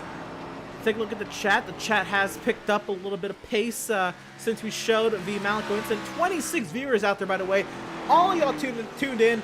Thanks for tuning in. Hope you're enjoying the show. Go and you know, shout yourselves out or whatever. You know, say where you're watching from, who you're rooting for, or just what you're doing, man. If you're staying safe and all that. And more smoke. Jason Miz has an issue. No, not Jason Miz. Going a lap down now because of the incident. see what happened. This is Miz all by himself. This looks like a solo overdrive. The entry into one. Oh, that's not even an overdrive. What was that? Oh, hard hit to the wall. We need more information of this. What happened there?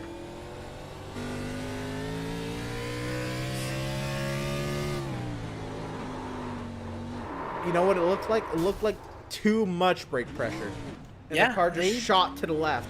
And then he tried to correct it under braking, and it overcorrected to the right. That's what it really looked like. Too much I brake agree. pressure. There's nothing more to say there. I agree with what you're saying. That is crazy. I thought he just overdrove the corner, and in a way he did overdrive the corner.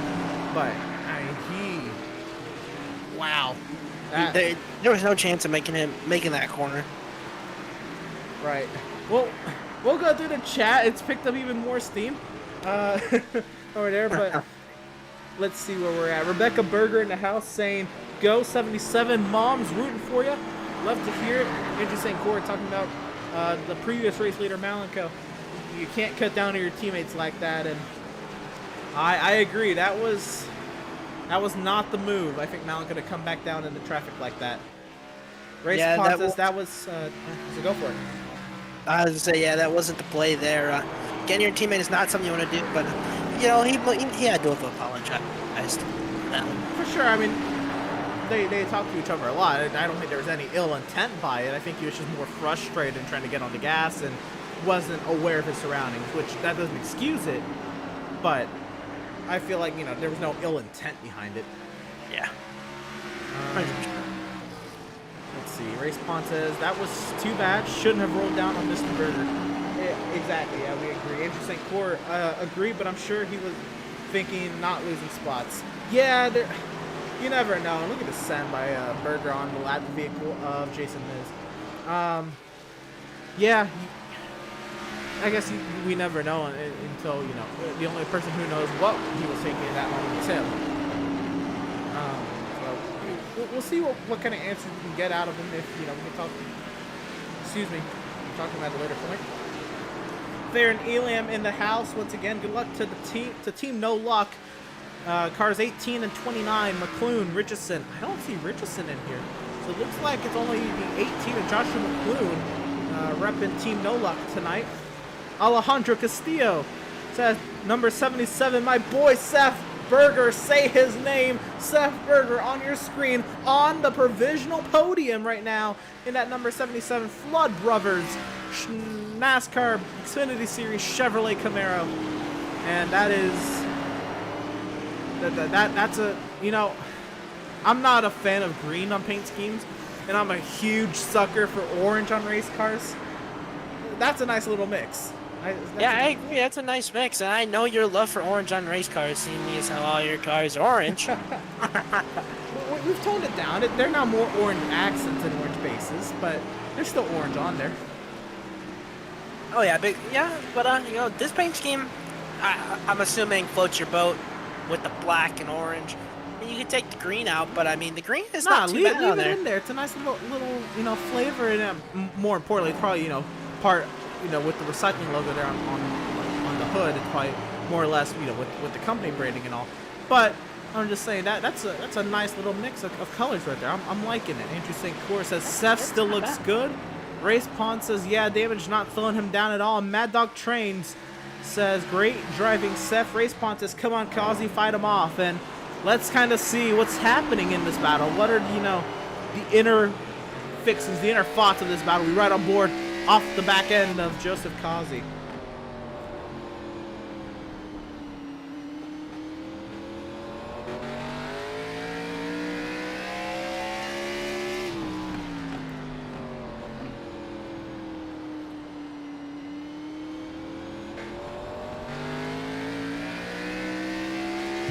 Kazi doing his thing. He's actually lagging him a little bit there, but Berger looks like he's doing all his work on corner entry, which we were talking about in the pre-race show, and we talked to Schumacher about it, who's currently out in front.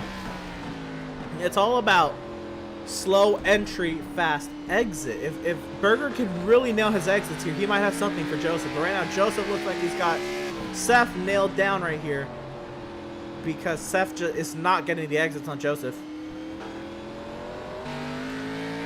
Yeah, it's gonna be an interesting one to see here. Can Seth run him down and get better exits? Hopefully not overdriving the corners like some of his previous teammates have done, and maybe he can get to third and maybe try and get this win. Well, you know what doesn't help Joseph's case, and I think this may be starting to become more intentional, but I was always under the impression, I always told, you want to be running up against that inside curving. Maybe you don't want to, do it the entire corner or anything like that, but you definitely want to be getting down there. Joseph, right until there, hadn't hit the inside curving in a couple laps here, and Seth has started to catch up with him. The 8 car got around into the wall. Oh, my goodness. Oh, heavy impact here. Not a good night for that 8 car of Landon Cardulo here at Martinsville. Stutzman hits the pit lane for a strategy call. Let's see what happened to Landon first. And he was right behind his Squanch Racing teammate, the 17 of Reese Schaefer, and oh no, that was close. That was close. He almost got into Reese. Yeah, he almost got into his teammate, which his teammate's on the lead lap, and he's not. That would have been bad. Then he got into his teammate there. Oh, and Malikos had another crash. Oh, goodness. Let's see what happened. Battling Matthew Setzer into turn 3 once again for a driver who led, at this point he still led the most laps, but just overdrives into turn 3. Grab a gear, get going. He'll lose another spot or 2, but he's still in it. 3 spots, but no, he's still in it. No damage after that. Yeah, like you said, grab a gear and he'll get back in it and see if he can gain those spots back.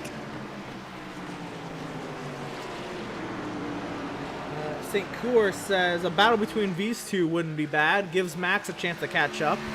Right, it would if Max wasn't already passed by Reese Schaefer. My goodness, we saw it kind of setting up when Landon almost hit the back end of Reese, and Reese was getting a good run on Max in turn 1. Let's actually go back to that. But watch what happens after this. So we'll watch actually from Reese, from Reese's point of view. Here. So you'll see Cardulo drive it in. He did not make contact there, but Reese gets the run right here. And he's side by side with Max into turn 1. Just shoot right on by, and he's stuck in the pit lane. I don't know about this call, but you know what, if it stays green, Stutzman might play this beautifully. He might have a beautiful undercut on a lot of cars. Yeah, Stutzman doing one of them strategy calls, beat me at Auto Club with strategy, and using them. He's been playing the strategy very well. Seth's catching the wall there, and he's right up to Joseph. Man, this is not what needs to be happening. Something happened with Greg Holt. I heard. I don't know over the radio. I don't know what happened, but oh no, I think he got into Lingerfeld. Yeah, he got into Lingerfeld. Cardulo's had his issues again. Let's see what happens to Lingerfeld. He's in a bad spot here. Race control might have to call a caution manually because there's no way he's getting out of the way. He's finally backing out of the way. We'll get a replay of what happened here again. All by himself behind race leader Schumacher, and there's already damage to the back end, so there's no rear grip, and overdriving the corner and not too happy. He holds the brakes, so he doesn't he's not unpredictable. It doesn't cause anybody else damage, but just a bad spot, bad situation. And see what happened with Lingerfeld. This might have happened last Friday. Oh my, what happened there? So here it is, Holt and Lingerfeld. Oh, Holt just sent Lingerfeld into the barrier. Wow. Oh my goodness.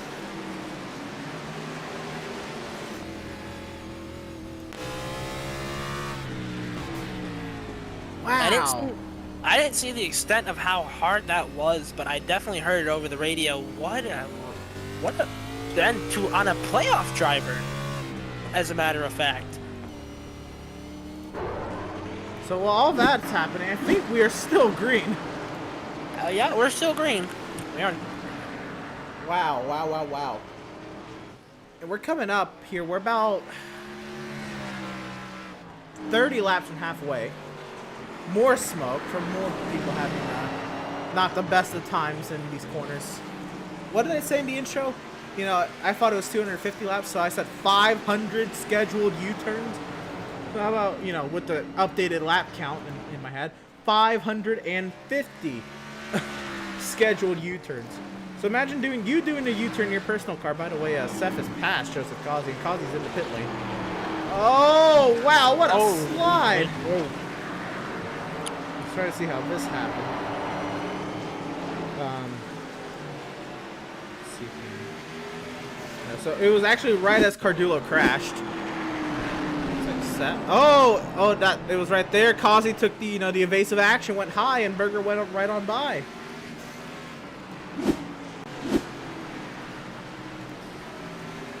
That was a little bit of a rhyme there. Yeah, I'm impressed with you there. Race Pond says, yeah, racing between Causey and Berger could not be any more real. You hate to see it come to that point, of somebody else's accident getting involved in that battle. But here's the thing, Causey did a major, well, not major, but I mean it is pretty major in that battle. A short pit on Seth Berger after he lost the spot to Seth.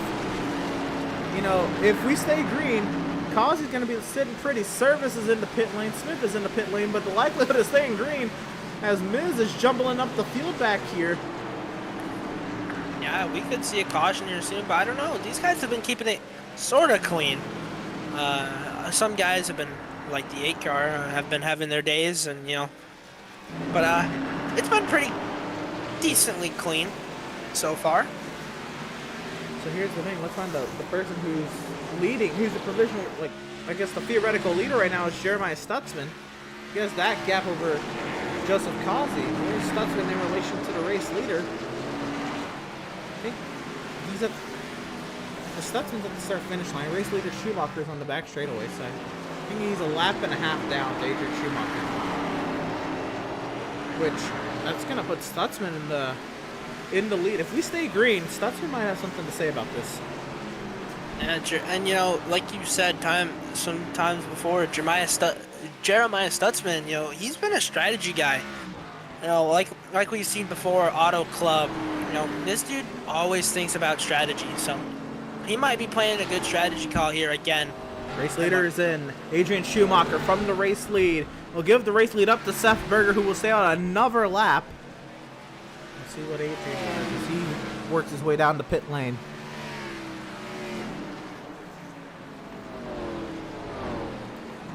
Seth is coming in now. Interesting way to pit. They're driving through all those pit boxes. Well, you know what? Think about it. If you're in the corners doing that, you're saving time. Yeah, I agree. This gives the lead up to Reese Schaefer. Doing his thing out on track. Now, you think Reese Schaefer might come down this lap, or maybe Reese will try and do... He's not a playoff driver. He'll try something here.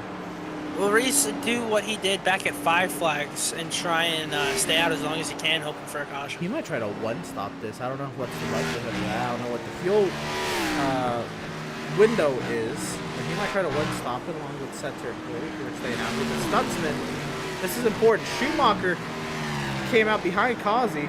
So Jeremiah Stutzman is the theoretical leader.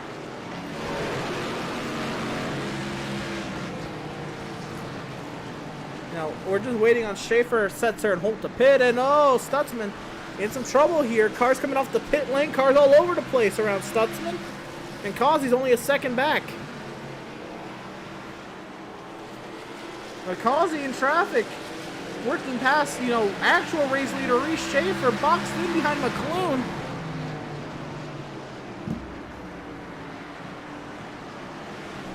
And Schumacher might have something to say about Joseph.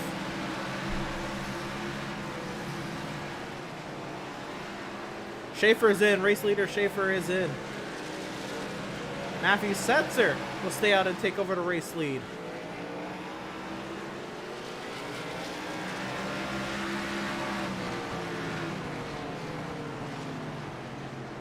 Will Jeremiah Stutzman be able to hold on to the lead? Causey might get by Jeremiah before Stutzman even gets the lead. So Matthew Setzer is in the pit lane while Greg Holt stays out. And Stutzman, he's got company coming quick.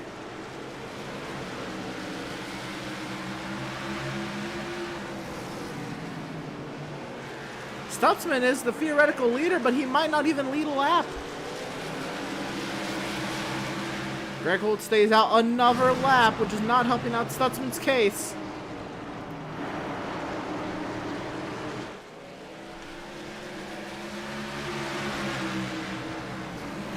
Oh, Causey almost into the back of Stutzman and almost makes contact with Pratt. 3 wide, up the inside, Joseph Causey. But he's not done yet. Stutzman trying to fight around the outside. Schumacher trying to get in this battle as well. Schumacher not close enough. He's actually fighting with Stutzman now. Schumacher will clear Stutzman. Now Schumacher's got to chase down Joseph Causey. Greg Holt is staying out there, guys.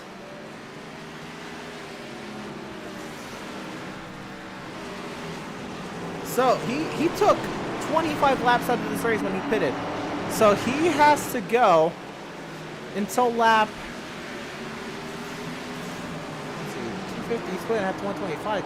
So he has to. Greg Holt has to go 25 laps if he's going to make it on a one stop, and Cardula's wrecked again. Let's see how this happened.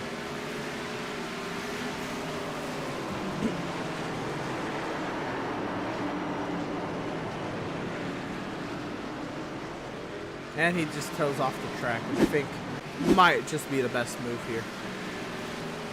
So Greg Holt has to make it another 20 laps if he's going to make this on a one-stop strategy.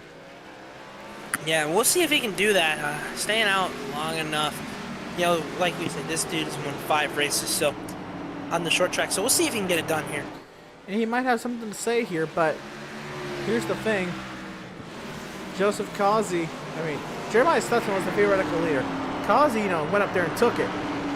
Causey's not been able to drive away enough to gap Adrian Schumacher because Schumacher's coming for the lead.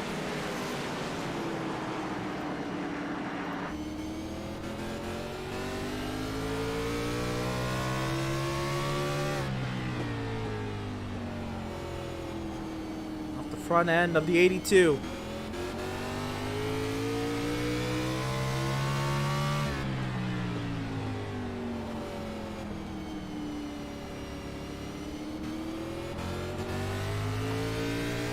This is such a beautiful sight, by the way. Under the lights at Martinsville. This is great.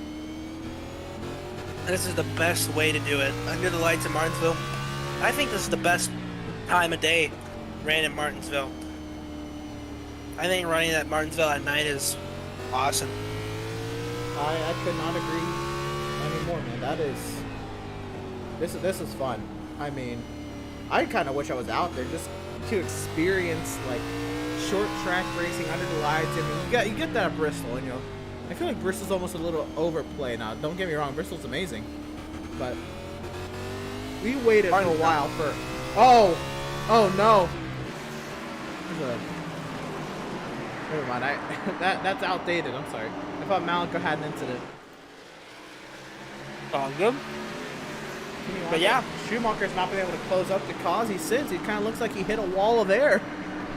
Yeah, like you said though, we waited so long to get Martinsville at nighttime because it was usually midday, and then the race almost all the time ended at night in the playoffs. So now to get it, it's really beautiful, and I love it. Some smoke up here. Looks like maybe just a slide. We keep going.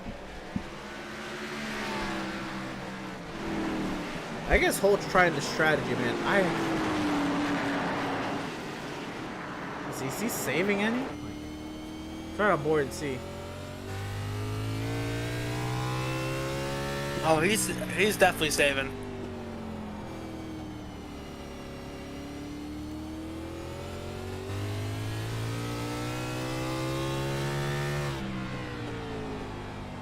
I don't know. How much of this is him saving? Oh, here he comes. He's not going to be able to make it on a one-stop. Oh, yep, here it comes. And now I'm going to go ahead and bring in the number 8 driver of Landon Cardulo up to the booth and see what's going on with him. All right, Landon, this is the Outlaws booth. You got a copy with us. Yes, sir. What happened out there? Oh, you're interviewing me? I thought I was just... No, oh no, you're coming up. I'm just asking you what happened out there. I don't know. It just got loose. It was terrible. I don't know. Oh, we have a spinner front straightaway. That's Devin Smith. The leaders have to fight their way past. Devin Smith backs it out of the way, and there's another car involved with McDoug Solms. Caution is out. Caution on Damn. the speedway. Oh, Wow, let's see what happened to Devin Smith. Uh-oh, he was racing Tyler Markle here. Before Smith catches the inside curbing, he goes round and... Oh no, nowhere for Bud to go. Well, guys, how you guys doing? I'm pretty good. Got lucky, I guess, to get a green flag run. Let's see this action from the onboard of Doug Solms. Is it almost choked on water? Yeah, poor Doug. Just nowhere to go. Yeah, man. That's part of Martinsville racing, unfortunately. I mean, these incidents happen. Now, what this does, when did the caution come out? Was Greg Holt on the lead lap, or did Greg Holt fall a lap down? Greg Holt's a lap down, I think. From what I heard, 18 is the free pass. The 18's the free pass, which McClune is 10th and ahead of Greg Holt. But Holt just pitted, so he should easily get the wave around. But all that advantage Holt was going to try to get by staying out longer and, maybe take a splash at the end or whatever, that's kind of all gone. Schaefer stays out, I believe, or did he just miss pit lane? I think Reese, had already. Reese pitted in that first caution, so he's got about 20 laps ahead of everybody on fuel. Well, so did Greg Holt, but Holt came in. This will be an interesting one to see what happens with Schaefer. Yeah, so Reese stays out. He last pitted on lap 20. I think sorry, Reese lap short 120. pitted. 120. Pit on lap. I think Reese wanted to be with everybody else, so he short pitted, but he definitely pitted on that first caution. So he does have 20 more laps than the other guys do on fuel. We're thinking with Holt staying out as long as he did before he pitted, he potentially could have, been trying to make it on a one stop to the end, but clearly he could not. He came in on lap 135, which is about 15 laps short of making on a one stop for when he pitted. And I don't believe there's anybody that can make it. I mean, at this point, now everybody can make it on a one stop. I don't think there's anybody who can make it to the end from here. It's going to be really tight if they can. If we get cautions, we might be talking a different story. By the way, as Reese Schaefer stays out, Seth Berger wins the race off pit road. Schumacher, Stutzman, the next group of cars, Service and Lingerfelt. Yeah, Holt is getting the wave around right now, so it kind of worked in his favor. Fair enough. Let's see. We talked to Reese in practice. We talked to Seth. We talked to Adrian. Corey does not like in-race interviews, so let's see. The lights are still on the pace car. I guess we'll bring in 5th place driver, Max Service. Max, how you doing? Pretty good. Pretty good. You've been hanging around here, top 5, top 10. Well, more in the top 10. You're moving your way forward. I think it was working through Seth earlier, and just how's the car been? It's been alright. It's I can't quite figure out 3 and 4, or else maybe I could get challenged or something, but I don't know, it's alright. I wouldn't say we're moving forward, I'd say we're more moving backwards, but it's alright. Once we get going and get strung out, it's pretty decent here, but I thought you boys were gonna get a couple more caution laps here, so we'll leave you to it. yeah, we are. Oh, We're you getting are? an extension, Oh, yeah. okay. Rock on. Yeah, there it is. Yeah. I want to make sure about that. But do you boys have any questions for Max?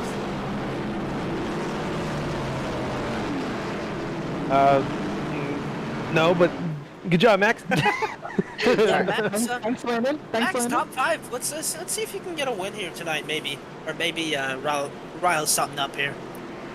I don't know if a win's happening. I don't know. I don't know how I don't have any rear end damage at this point, because I probably should. Hey, that Taylor Swift car looks pretty clean so far. Let's keep it that way. I'm gonna do my best. We got the fast repair left to maybe have a little extra help with that.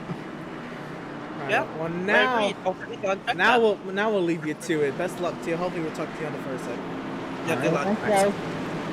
Driver of the number 81 Max Service, the iRacing.com safety cars in the safety pit lane, and we are back to racing from Martinsville. What a restart from Schaefer on old tires. It's actually not a bad start. Seth, It wasn't. around the outside, though, he's going to get the power out of 2, I think. Side by side into turn 3. Seth's still fighting his heart out on that outside. Reese giving his on the inside with those old tires. I don't know how he picked up the gas. And this battle for the lead has been interesting. Schaefer on those older tires still able to keep up with that 77. Not for long. That's gonna get him right now. That's Berger to the lead. And Berger Jeremiah nation Stetson's going to go around. Oh no! No, he was having a No. nice run. Oh, goodness. Well, we did skip him over the interview, so we can't say that wasn't part of the commentator's curse. Oh, goodness. He just doesn't prefer in race interviews, and I respect that, you know? I get that, you know, you don't want to break focus. Oh, His man. whole bumper is gone. Oh, and Lingerfeld trying to get in the back bumper. Look at of Schumacher. Lingerfeld. Remember when he was wrecking on lap 2? And then he got into a wreck with Greg Hull, and somehow is up in 4th place. Look at Lingerfeld go. And this is important. Remember, coming into today, Lingerfeld was 2 points behind Tyler Markle.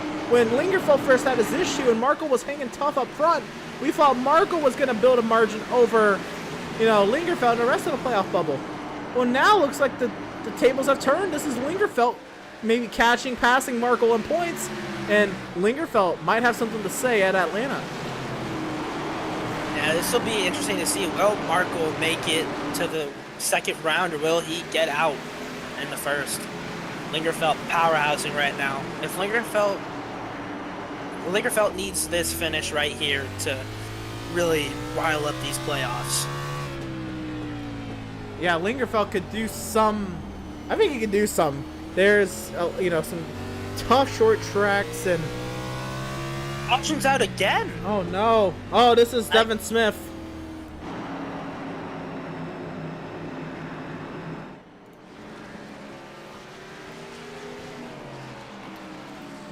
Let's see what happened. Devin Smith by There's himself. a big wreck.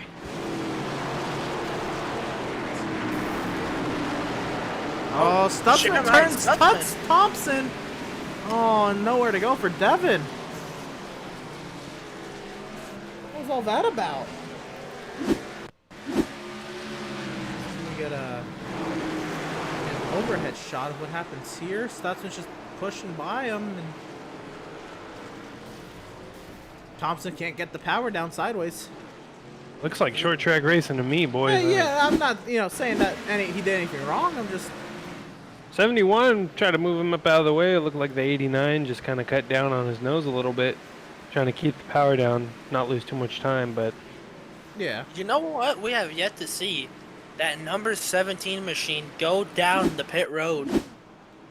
Well, he did on lap 138. I'm sorry, lap 120. Yeah, yeah. So this is the original incident with Jeremiah Stutzman that put him back there in the first place. just got to be careful. I mean, these drivers, including me, have, you know, their brake bias way down low. So I mean, that was my problem. Set it way too low, and I couldn't get the power down off the corners without spinning. So I think that's a couple guys' problems here. If Lingerfeld was in the Discord, let me double check that he isn't. But if he's in here, man, I'd love to get an interview with Kyle Lingerfeld, see how he's doing, and his run from the back to the front. We've talked to Max, we've talked to Mal, McClune, and we did not talk to.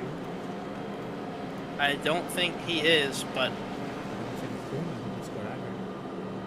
Let me get a great run. We've talked to for Holt. We did not talk to Holt today. But let's go. Let's see how Greg's doing after getting that wave around, shall we, huh? Yeah, let's see. Let's talk to Greg Holt. We haven't seen this man in a Talk to minute. Greg Holt. You talked to a lot of people ahead of you, or the other people aren't in the Discord, Greg, but you were out there for a while. What was that tragedy? Well, I was gonna go till the end of the fuel. That way I'd have like 25 lap advantage on tires. So that's fair. That was the plan. Unfortunately, the minute I went to the pits and the caution came out, so it's what it is. Right. Well, I guess you've I mean, you have to take the wave around. Now you're on fresh tires, about 10 laps fresher tires than most of the cars ahead of you. I don't know, 10 laps at Martinsville. I don't know if that's gonna do too much, but basically a more even playing field here. I know you took tires on the second caution of the day back on like lap 20. That put you in that spot to stay out longer. How are you feeling about maybe those 3 cars raw speed to make it through these 6 guys ahead of you? I don't know. I didn't even get a chance to make a profile on the wheel, so it feels all right. I'm just running one of the other ones. We'll see. I'm not sure it's at its full potential. I got one question for you before we head out of this thing. What happened between you and Lingerfeld, Greg? I honestly just wheel hopped going in. It was on the brakes sliding. I kind of thought he was going to stay higher than he did, so I drove it in a little hotter. But yeah, no, he was defending his position, so that was on me, not on him. My bad. I didn't mean to do it, but it was what it was. But we're getting ready to go green. Yeah, right on. Real quick, what's the game plan for this restart? To try to not wreck anybody and not get wrecked. How's that? Because you can't win if you don't have a car. That is true. This is fair, yes.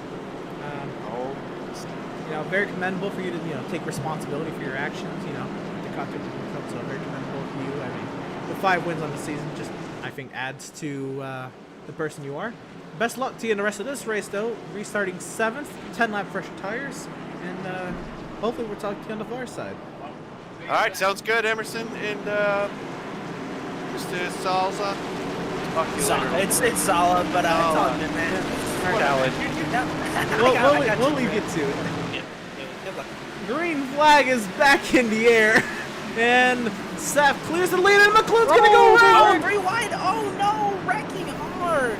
And he saves it. Smith in the grass. Are we good? Got him Mount a little bit. Mount goes slow on the back straightaway. Oh. Are we good? I think we are. A lot of lap 157 on 275. A lot of gut-wrenching moves right now. Let's watch this restart once again. Great restart. Seth clears. Schumacher and Schaefer. Schumacher trying to get clear second, and oh yeah, Service got into him. Looks like Service didn't couldn't back off in time. Let's get an overhead I shot. don't think Service was expecting McLuhan to jump all the way down, though. Well, let's see here. I mean, know your zones, boys. I mean, Service McLuhan. All right.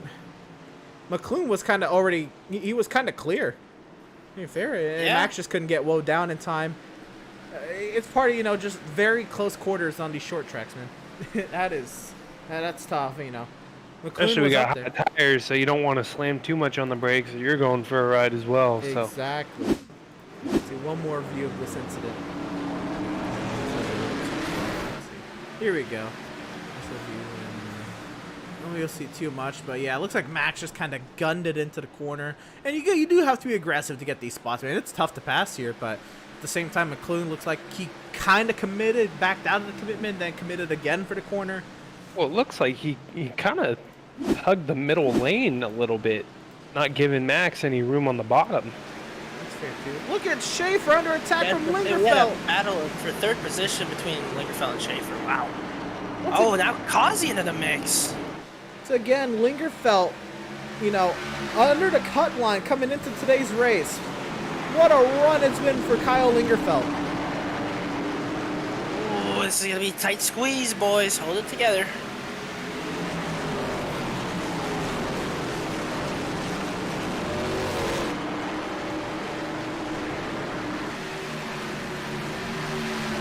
Trying to get the run into turn 3. He's clear Schaefer for now, and he does clear Schaefer. Now Schaefer under attack from Kazi. I don't think that play of not pitting on that last caution for Reshafer worked out too well. I don't know what the game plan is here. He's kind of back to where he's at, where he was at before all these yellows. Not really sure what the play was, but Holt now moves into the 5th position. Service still doing his job in 7th, Pratt 8th, Malenko 9th, McClune 10th, Markle 11th, Stutzman 12th. All those drivers on the lead lap. Smith, Thompson, 1 lap down, 13th, 14th, and then we get to drivers that are 4 down. Setzer, Solms, and our Landon Cardulo sat 17th, 43 down. Oh, Holt! What a send into turn 1! Big send, almost wrecked Kazi. Wow! Let's see that again. Best view. One more time. I think it's safe to say that Kazi is definitely needing some new chonies, but you know. Yeah, he might be, dude. Those underwear stains might be brown in that Kazi machine. Or green, just depends on what he ate, but you know. He might have had a little bit of Baja Blast, you know? Yeah. Schumacher looks like he's holding up Lingerfeld. Lingerfeld might be trying to go for a win here. Oh, Kazi! Oh, Kazi! Now, you know, sometimes you see short track racing isn't too good. Well, I mean, it's the best. I mean, I guess you would say it's the best, but this race has really shown how good short track racing is so far. I thought we were under caution. But guess we're not. Yes, sir. We're still at it. Lingerfeld trying to find a way around Schumacher. Imagine if Lingerfeld goes from outside the cut line to a win. That would hurt Tyler Markle. That would absolutely obliterate Tyler Markle's chances.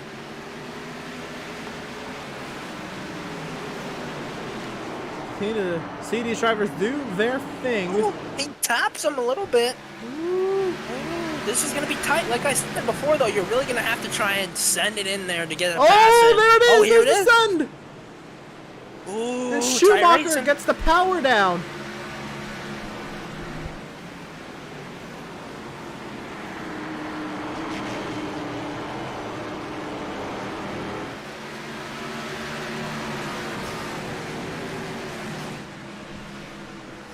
Top 5 all under a blanket here of, what's that even? A couple seconds, I'd say. Not even. Seth Berger has not been able to pull away.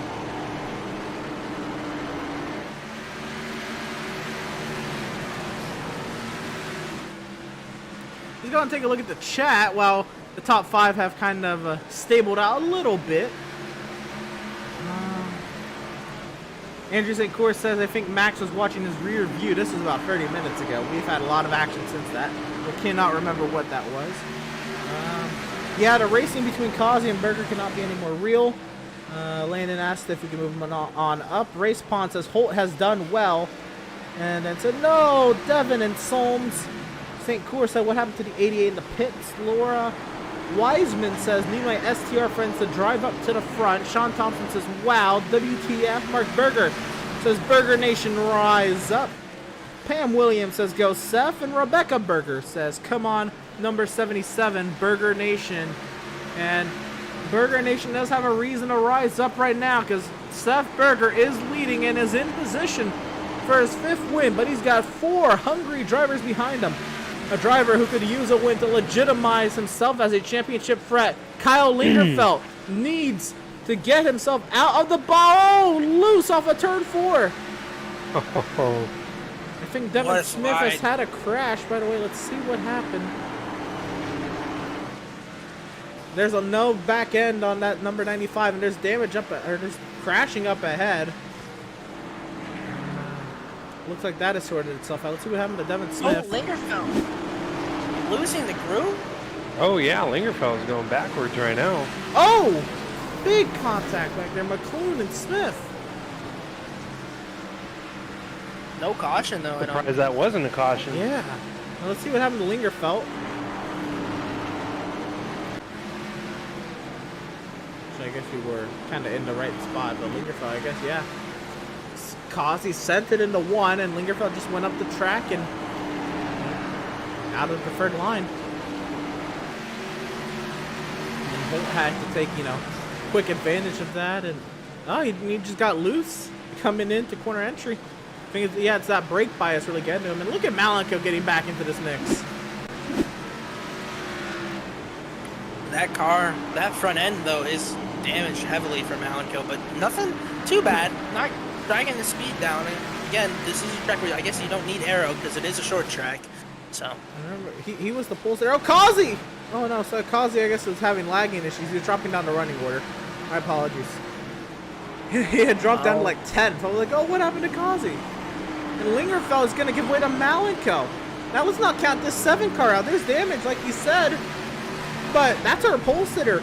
And I think at this point, he's still led the most laps today. So do not count that 7 car out yet.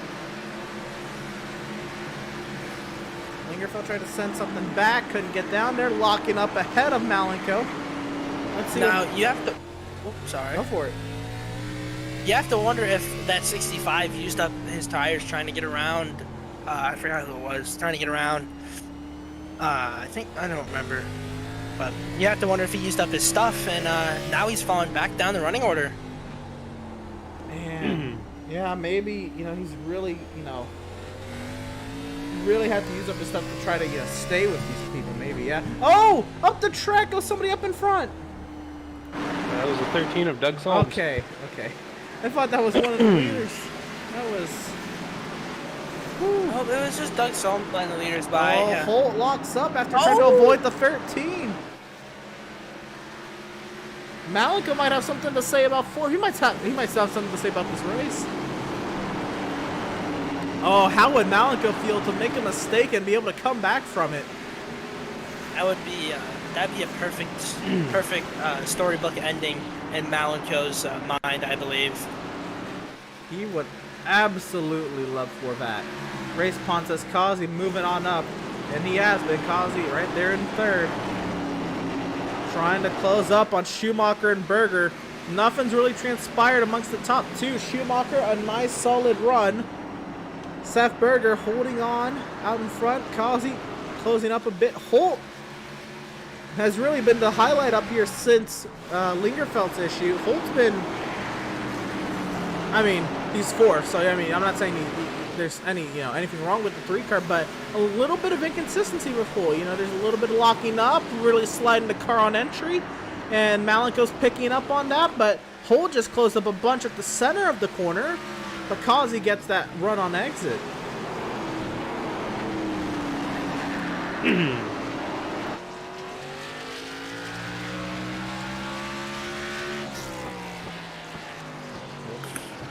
That looked like a pretty straight entry into the corner. I don't know what's really going on with this 3 car. A lot going on with this 3 car, but this is a pretty cold track. So at this point the tires should be up to temperature. But look at the weather once again. Oh, Kazi's blinked out. Oh, is Kazi out? Oh, there he is. He's back. You have to wonder if now the severe weather over in Kazi's area is causing effect late in this race, which sucks because he's made it through 188 laps so far. Right, you gotta wonder, will race control step in? If he lags, a bit more, and it's starting to affect Holt's, line and racing, they might tell Kazi to move out of the way.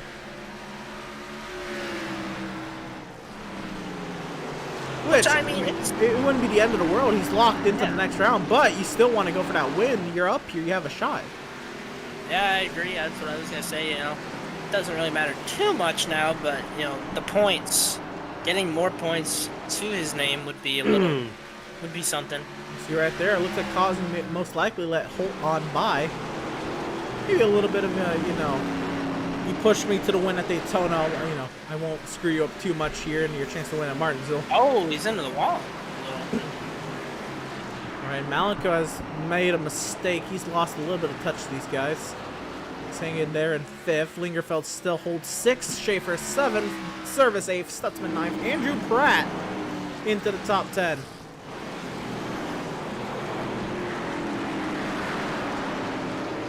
Nice little rebound for Stutzman there after spinning out and hitting the wall. It's like he got that damage fixed. doing pretty good right now. Yes, that's when, you know, man, that still got our Tyler Markle has had an incident. Let's see what happened. And he's had another incident. While we're watching this replay, he's had another one. Spins in one, so I'm pretty sure maybe he spun in the next corner because the tires were hot. Oh yeah, he just lost a lap too. Oh my goodness. Into turn one, the next lap. Oh, this is turn two. So the first lap he spins into one. The next lap he spins out of two. And this is not helping his playoff chances, by the way. He's on that playoff bubble. Probably out of the playoffs at this moment because of how well Lingerfeld's running. Yeah, this hurts his chances to make the second round. With Velzy not making it tonight, Velzy, I think, Velzy has to show up and, you know, win next week if Velzy's going to make it in. If Velzy doesn't win next week, Velzy will not make it to the next round. I can say that with confidence. Thompson is behind Markle in the positions. What's up? I do want to give props to Stutzman and Pratt and Lingerfeld. I mean, you know, they haven't showed that much speed during the whole season, but when it matters most, they're up there on the top. Definitely running well right now. I mean, little problems here and there, but they can keep it same spots or keep it, you know, in the top 10 the rest of the race, then they're definitely on track for a good night. Absolutely. More or less, maybe the runs, you know, won't, you know, with the mistake, the runs won't be as, you know, what they thought, but having speed in a playoff race and running with those playoff drivers is going to definitely boost morales. I think for sure Stutzman getting up there, mixing it up with the top three, and then having his spin, and then Lingerfeld up there mixing it up with the top five, and then having his little, I guess, well, I think he's just worn out the tires Lingerfeld has. But again, yeah, I agree. This is definitely going to help out the morales. If they can make it to the next round, they might not, you know, be an easy out. No, not at all. I mean, you know, what this also helps is it's a confidence booster.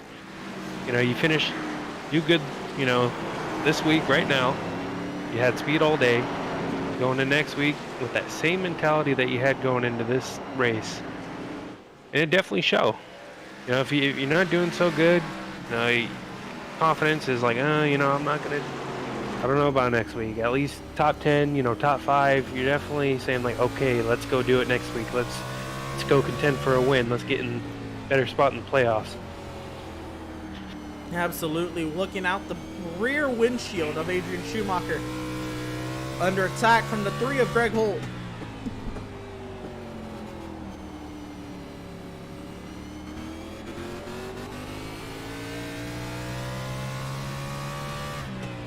What a race this has been so far. It's been so much fun to watch these guys go around this track at night.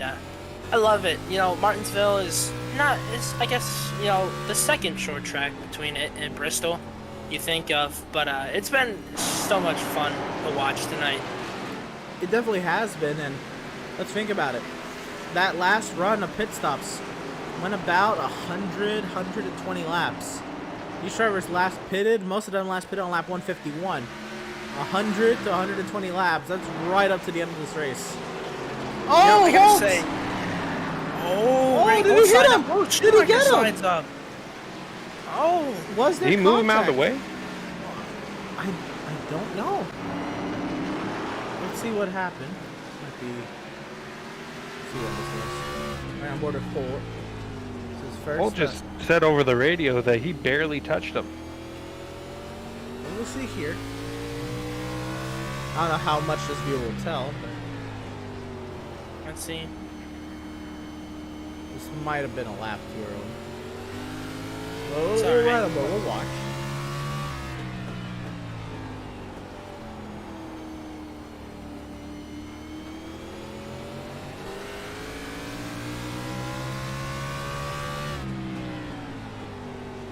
I hear. No, he never touched him there. That was also not the incident.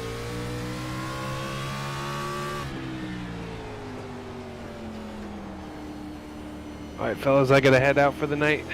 You guys enjoy, and I'll see you a little bit later. Good one.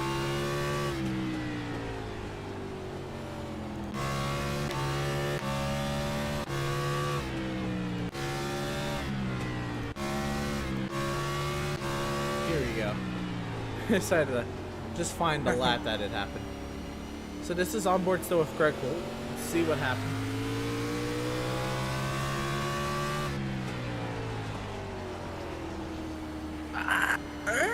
No, nothing really. I don't see anything. He didn't really touch him at all. Let's see what happened to Schumacher's wheel. How sensitive was it? You know, this could have been net code. You know, maybe he got hit harder on his end than he really got hit. Oh, it just turns hard, right? I don't know if he felt maybe the car was coming around because of that. But I don't know. That's really going to hurt Schumacher's chances. Not that, you know, he's out of his race by any means, but if he doesn't get a caution, it is very difficult to pass here. And Kazi and Holt, those are hard drivers to get around. And Holt is all over the road. All over the road. Wow. Now, if you're Seth Berger, you got to be worried about this 3 car. This 3 car has went from the back to the front. Well, from the back to the front. Yeah. He's coming. Greg Holt is coming. He really has. He started at the back, got into the first accident of the day, went forward.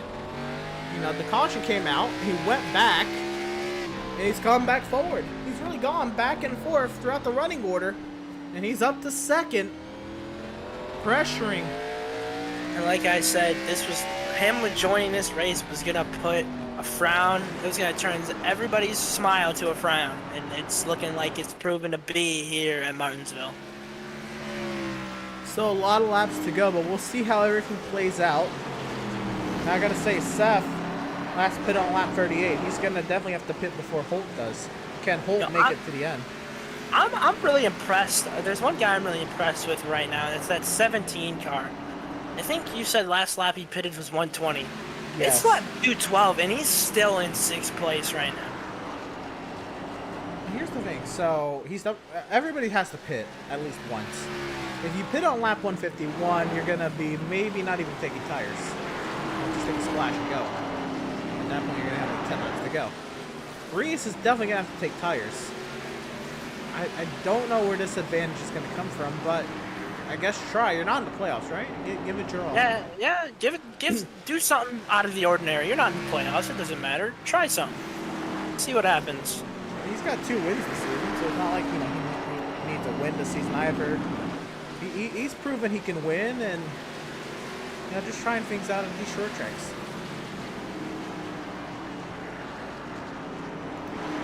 Yeah, I agree. And Kazi hits the pit lane. Oh, pit stops are coming. Final pit stops. I don't know. Is this a huge undercut from Kazi? It might be. Kazi might be trying to play a strategy game here. Let's see. Malenko's coming as well. How many other front runners are going to get dragged in?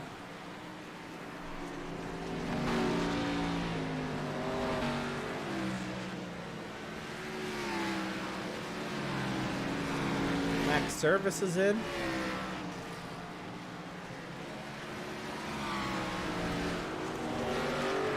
Schumacher stays out. That's 3 front runners that just came in. This could be huge.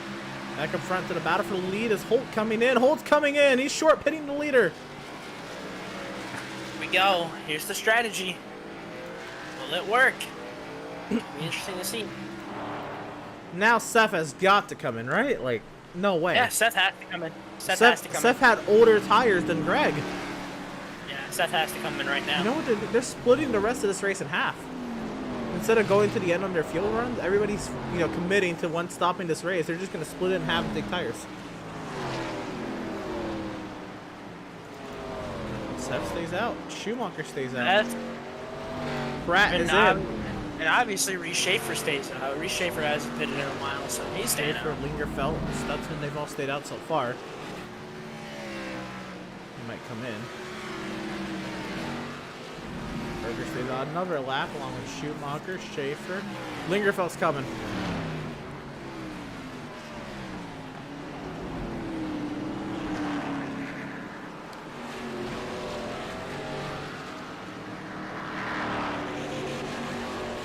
Race leader Seth Berger is in. Adrian Schumacher takes over the race lead.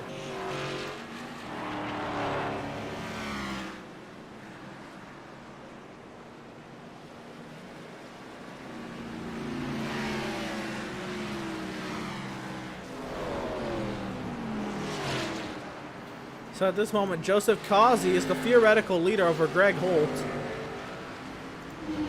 I saw pit stops. There's Seth in the pit lane. Right side's going on. There's Wingerfeld coming past the screen.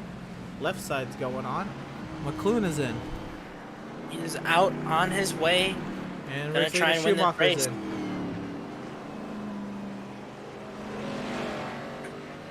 You know, what a win it would be for Burger Nation. I didn't really have the best of luck coming to the end of the season, but a win here tonight for Burger Nation would really spark things up. It would do some. Reese Schaefer stays out and takes over the race lead on the oldest tires in the field. Yeah, this guy has not pitted yet. I don't know what's going on in his head, but it's interesting, to say the least. Everybody else around has pitted twice. In the same time, he's pitted no times. It's an interesting call from the spot, the crew chief of that 17 machine. Stutzman also staying out, but here's where we get to the action. Joseph Causey, the race leader. If he wins, it doesn't change anything further on back. It just takes a win away from anybody else in the playoffs. But at the moment, Causey is the theoretical leader. He's third on track with the theoretical race leader.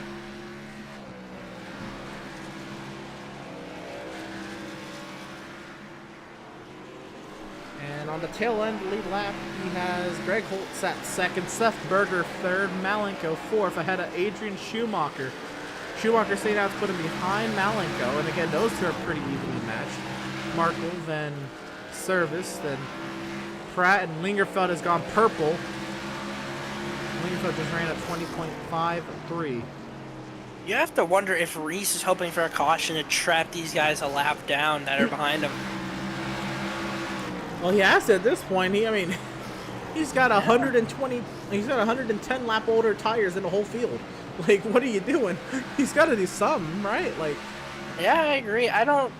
This 17 machine is doing something interesting. I like it. I mean, again, he's not in the playoffs. There's no pressure for him to perform. He's won twice. I guess go for it and try it, but I don't understand it. But he may, and that's why I'm in the booth. Oh yeah, exactly. You and me both. I think I'm gonna have to talk to him after this one and see what the call was. Pick his brain a little bit. Let's look at this is an interesting call. Look at the chat real quick. Lisa Berger has joined us and said, "Let's go number 77." Seth Berger stayed out a little bit and he's put himself a little bit in the hole. He's gonna be the theoretical third place car when everything cycles out. And he's about 3 seconds back of Causey. So it's gonna be a tough one, but not impossible by any stretch of the imagination. And this is a short track; anything can happen. The Schaefer's in. Schaefer's in. Right. All right, let's see the strategy call. Let's see what happens for Schaefer. Stutzman is definitely gonna stay out here because Stutzman wants a point for leading a lap. Jeremiah Stutzman takes over the race lead right there. I don't know if he got the lap at the line, but he will get it next lap for sure.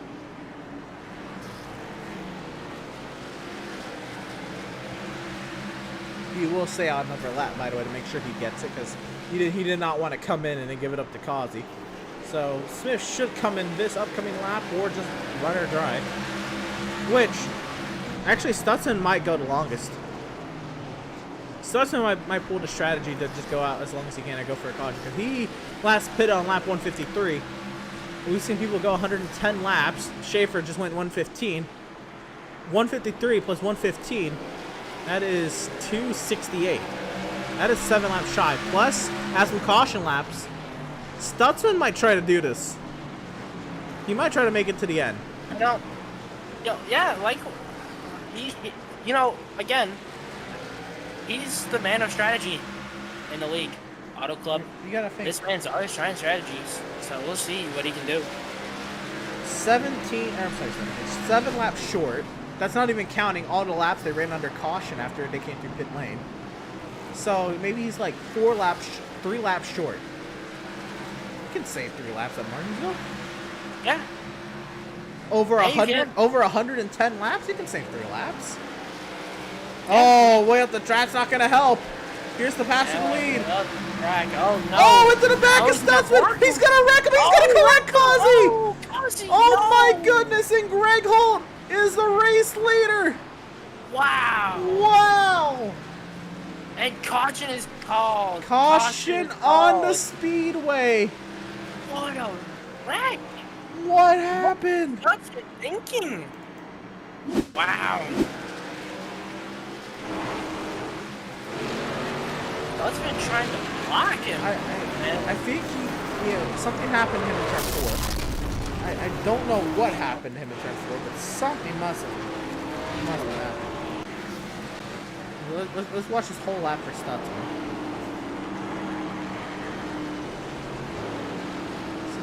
We were talking about Joseph, I believe, but I think he misses the entry to turn 3. He just loses it there, way up the track. Loosey-goosey, tires a shot.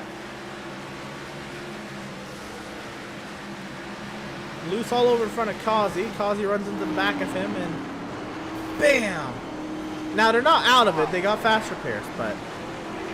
You wonder, though, would Reese Schaefer have been happy if he stayed out 2 more laps? I mean, could he have stayed out 2 more laps? Did he have any fuel to stay out 2 more laps? I think he could have. I don't know. It depends, but you wonder, what if Reese Schaefer didn't pit there? That might have trapped some guys a lap down. That would have. How about this? From Greg Holt's point of view. Stutzman loose, and then the seas parted. Yeah, what a way to get around that one. Wow. I cannot believe that. Guess who stayed out? Guess who's going to be the leader?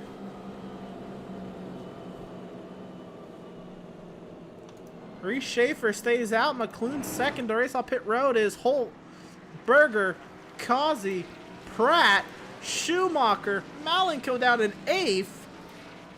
Service, Lingerfeld 10th, Markle 11th, Stutzman.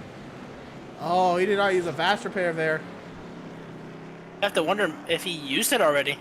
'Cause I know he did get some damage earlier. Yeah, Causey definitely took a fast repair there.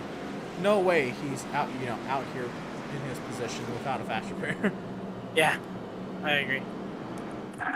But Reese Schaefer is now in prime. I mean, he's the leader. He's on 7 lap older tires, which at Martinsville doesn't mean too much. Yeah, Reese Schaefer really played a good strategy. We weren't. I mean, there's no way he knew that caution was going to come out by any means. Yeah, but what an interesting. We didn't know what he was doing. But man, what a call. What a strategy call. If this works out, man. This is we're gonna have to pick the brain if this works out. The brain will be picked. I won't know what to say whatsoever. I won't either. Let's see. I'd say we get an interview under this yellow. I think we've exhausted all of our new interviews, and I think we're coming around to the 1 degree here. So we'll see what happens. We'll see. There's still some cars jumbled up. We'll see. If we get the 1 degree here, we will not get an interview. If we don't get it here, or we're probably gonna get it iRacing wise. Do they extend it? Oh, they do extend it. They do extend so it. Let's see who we're gonna grab for a couple of questions. Do you want to grab Reese yet, or do you want to let this play out? Yeah, let's grab it. All right, Reese.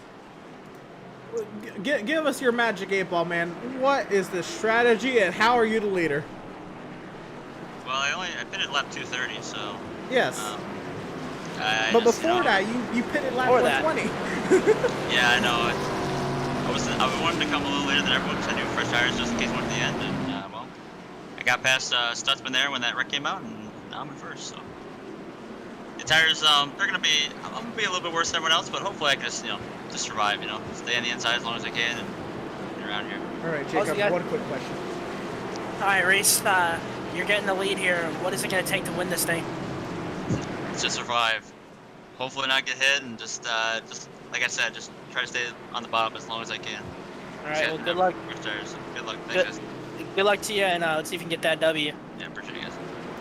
Right on, race leader, driver of number 17, and guy, we had no idea what he was trying to do, but it worked out in his favor as the iRacing.com safety car is in the safety pit lane, and we're racing. Can he get that jump? Look at that jump. Holt has a terrible restart. What a jump. Oh, look at the send. Oh, he's going to try and send it. What a send from Holt, and it's going to put him but in. But it didn't stick. Yeah, it did not stick. Schumacher's going to try to get around Holt here. Now Berger's going to try to get around Schaefer. Wow. Get interesting. I did not think Holt was going to be able to make it. Like, I didn't think Holt was going to send it. Yeah, I didn't think so either, but he tried it, and it didn't work into his favor. Well, hey, try it, man. I mean, if you're not going to take anybody out with it, try it. Here to the inside now. Holt is on Schumacher. Oh, a little jumbled up back here. Link Service holding up Lingerfeld. Malenko trying to get on by. And oh, sliding Pratt around an into barrier. Right around, wow. He'll keep going. There is smoke up ahead. This battle continues.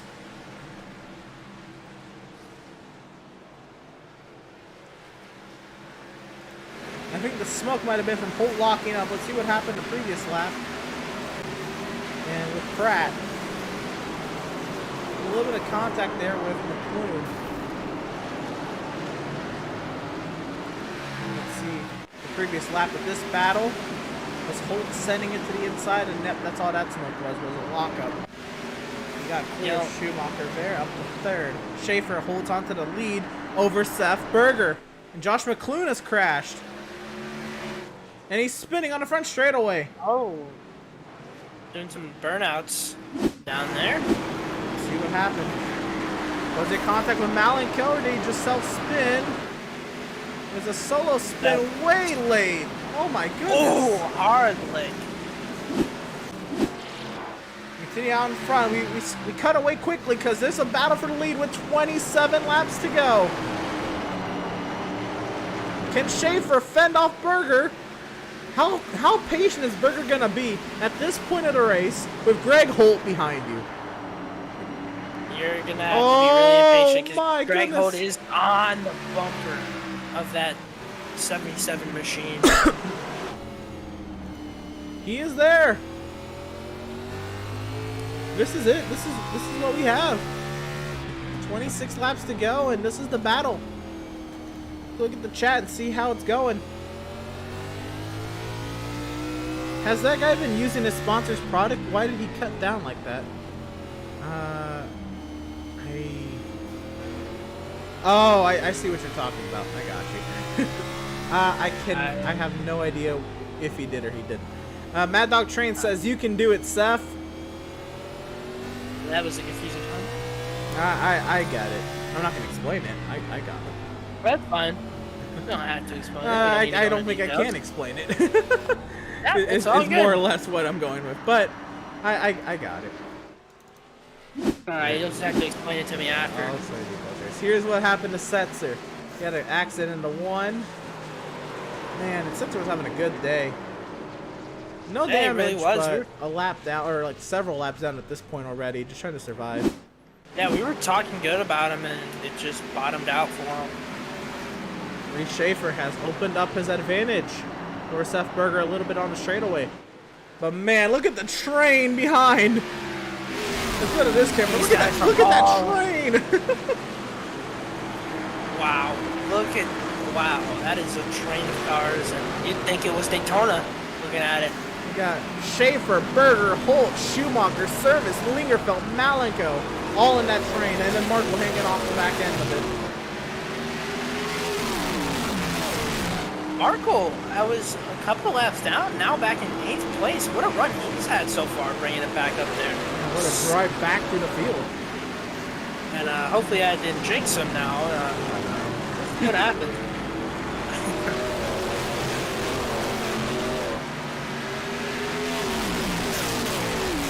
I don't need to get the commentator's curse yet. Oh, Seth is there. Oh, Seth is on the bumper. Will he move him out of the way? Or, oh, he's going to try and send it? No. Reese is going to defend the inside. Race Pond with the LOL. Lisa Berger, keep your focus 77. And I'm sure he is. Let's see from the eyes of the 77.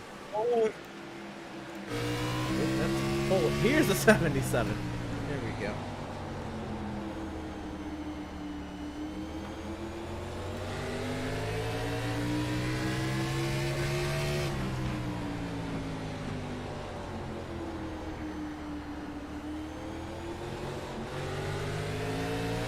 This is, I mean, what do you do? Like, Seth is not going to be the one to push somebody out of the way. Like, we've gone through this discussion already at Bristol. Now, his mindset could change. This is the playoffs. This is different. You know, this is, I mean, I don't think he's going to have any issues making it to the next round. But this would be a guaranteed spot in the next round. You know, if he makes it, you know, next week and all that. Yep. How aggressive are you going to be with a non-playoff driver, you know? Yeah, I agree. You know, and again, this is a tough track to pass on, so there might not be much he can do right now as Reese is pulling the gap a little bit. But, you know, you're going to have to be really aggressive at the end of this thing. Right no matter what. Back bumper of the 17.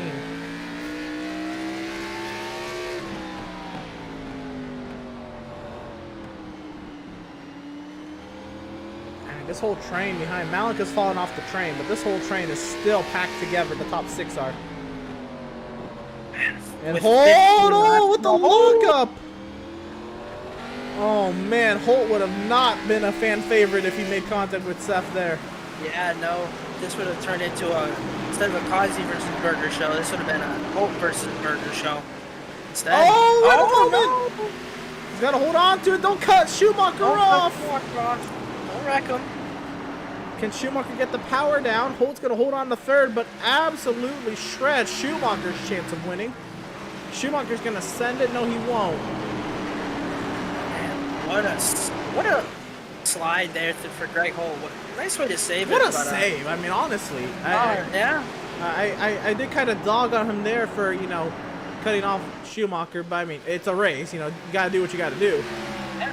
Well, I was like, man, that was a wicked save. Yeah, I mean, and he didn't pull him out. Oh, here we go. Send.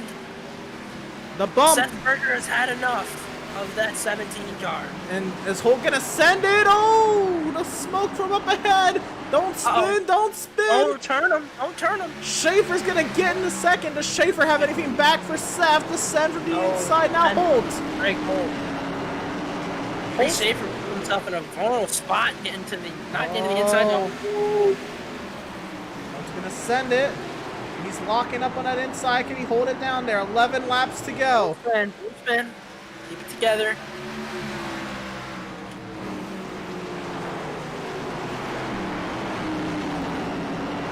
And Holt will clear Schaefer, and Schaefer now back to third. Now we're going to have a battle for the lead between the 77 of Burger Nation and the 3 of Greg. Actually, we might not. Reese is trying to powerhouse it down to the 3 car. And Seth is opening up a little advantage. It's half a second at the moment, but 9 laps to go, and anything can happen.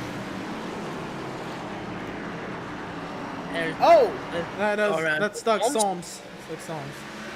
Letting the leaders by.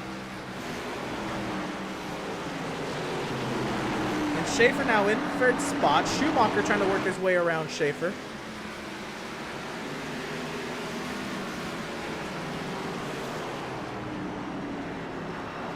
Does Holt have anything for Seth Berger? Does he be aggressive trying to get around Seth Berger? I mean, Holt's not a playoff driver. Seth is. Can Holt make it 6 straight short track wins here tonight with 7 laps to go? Remember, the last short track winner, not named Greg Holt, is the guy leading right now. Seth Berger won the last short track race that was not won by Greg Holt back in November at Nashville. Since then, Greg Holt won 5 races, all at short tracks. Man. So the 2 most recent winners at short tracks are the top 2. 6 laps to go. This is gonna get interesting coming down to the wire. He's pushing. There's not a whole lot more he can do. I'd like to give a little shout out to Max. Oh, he made contact! Oh, with contact! Oh no! Don't spin him! Don't wreck him! You would not make now, what happens here? Maybe does Seth let him by intentionally and try to go? Oh, he hit him! He spins the playoff driver, Seth Berger. Schaefer back to the inside. Oh, big wreck behind Schumacher. Oh, you are not. And Greg Holt is definitely gonna be one of the 2 cars in that. And Malenko was in that crash. Kazi was in that crash. Malenko's got a faster pair, pretty sure. But oh, angry! My gosh! Goodness! Wow! And I think this front row is gonna be Schaefer in service. By the way, I was just about to say I would like to give a shout out to Max Service running up here in the top 2. I mean, if you're Adrian Schumacher, can you even pit for that damage? Stay out! Stay out! Stay out! Oh man! 3 laps to go. Rewind checkered. Stay out. Let's get a replay. Oh man! Oh no! That's gonna be a hard one. Oh, not gonna be hard to explain. That you're going for the win. And oh, Schumacher, big hit.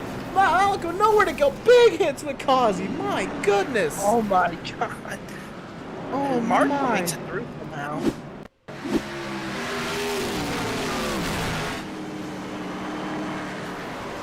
Man, oh man. And here's all the action goes on. There's the camera flip, but we're not gonna see it. We're not gonna see it. Okay. We get another view of this. Man. And he was trying. I mean, he was turning right. He was trying not to hit Schumacher. Dang, man, that is. Wow. Wow, wow, wow. Well, here's what we do now. Greg Holt will go to the back. Kyle Lingerfeld will start in the lead. Wow. Oh, people came in the pit, huh? Yeah, the 65. Kyle Lingerfeld will be in the lead. Wow. Did he maybe take 2 tires? We'll have to go back and see pit stops. We got to keep getting looks at this wreck. Let's see what happened. Was it net code? Did he see? Okay, they did make contact for sure. There was no net code. He drove it in there. No, I knew that, but I mean, yeah. I don't know if it would have made anybody feel better if it was, net coded contact versus actual contact, all that. I don't think Burger Nation's feeling better whether it was net code or not. Oh man, what a incident.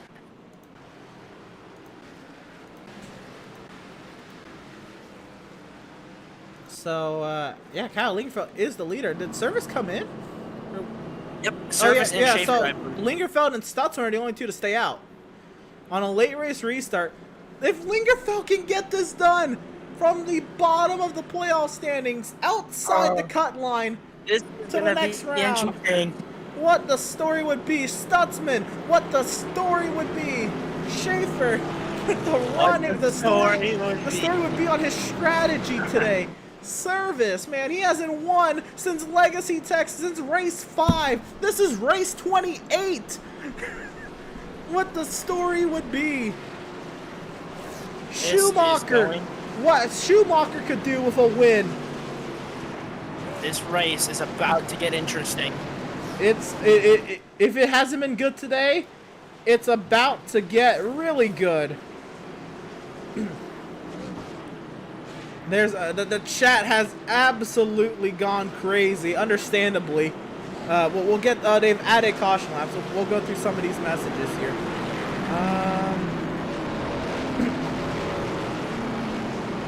See Rebecca Berger giving shout out to the 77. Pam Williams says, "Go Berger." Cindy Samix says, any drivers I know. Andrew St. Cour says, that sucks. Foursquare in the house with, you know, the wide eyes emoji. Race Pond said, that guy just wrecked this race. Andrew St. Cour, but Max is going to get his chance. Race Pond says he was over the top all night long. I agree with that. Foursquare with the wow emoji. St. Cour.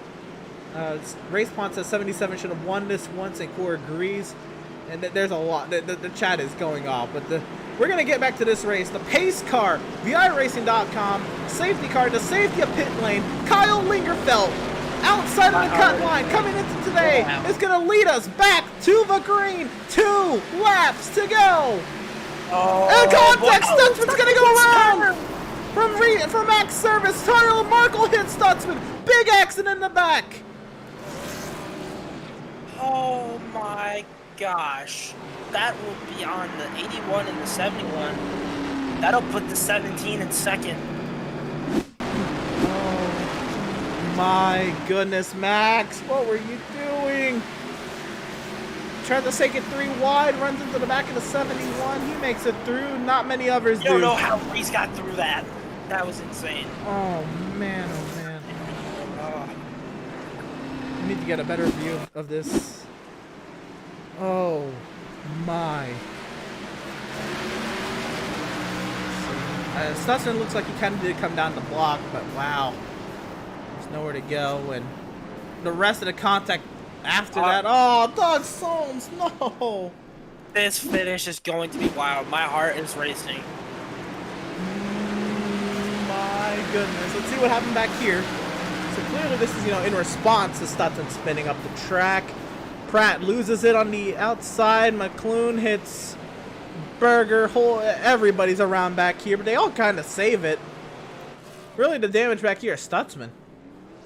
I thought this wreck was huge, but this wreck is a little bit more simpler. I mean, but that really sucks for Stutzman, man.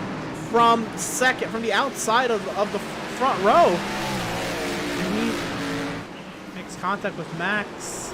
He goes round up the track. I got really lucky to miss that one. Oh man!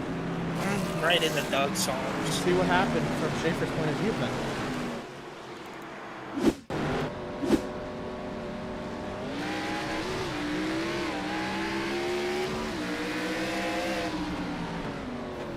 Oh my! Oh my! Yeah, that's definitely gonna be 81-71. Schumacher's back into this mix, by the way. That number 17 machine is in the front. Oh my goodness, we got a lot of chat messages. I'm gonna read through chat messages. I don't think any driver is, you know, available mentally for an interview anyway right now. Let's see, where are we at? Rebecca Berger says someone is a sore loser, number 3. Cindy Semick says, so that's legal. I mean, so this is a short track racing. These cars have fenders. The move is not illegal, but it's not, you know, it's not generally accepted by any means. And he caused the incident, so he went to the back of the field for making contact with Seth Berger. Mark Berger says scumbag. Lisa Berger says no words. Race Pond says, yep, he was running into hot end people all night long. He was overdriving these corners a lot. To be fair, St. Cour asks why did Max pit. Race Pond says, sorry Burger Nation, I'm a Kazi fan, but you should have won this one. Pam Williams says, so wrong. St. Cour says, hope you made the right call. Mad Dog Train says, you should have had it, Seth, sorry. And so many more. Let's go. Kyle messages there from Corey Velasco. But the iRacing.com safety cars in the safety of pit lane, and let's do it again. It's Lingerfeld, Schaefer, Schumacher, Smith, Causey, Pratt, and we're back to racing from Martinsville. What a jump from Lingerfeld there. Does Reese have anything to say? Everybody jumbles up behind him. Schaefer trying to go around the outside. Is it gonna work? I don't know. Going to the outside of Martinsville isn't really something used. Here we go. Are we gonna get the white? Schaefer to the inside, the block. White flag. Schaefer locks up. How aggressive is Schaefer gonna be with a playoff driver? To the outside. Schaefer's gonna do it He's going to try to do it. He's going to back off and try to get the run at the center. But he's not going to get there. Kyle Lingerfeld is going to win his way into the next round. Schaefer goes round. It's going to be Schumacher. Second, Devin Smith for big wreck after the checkers. Wow. Tyler Markle upside down. Upside down goes Andrew Pratt in the air once again. Oh. What a win for Kyle Lingerfeld.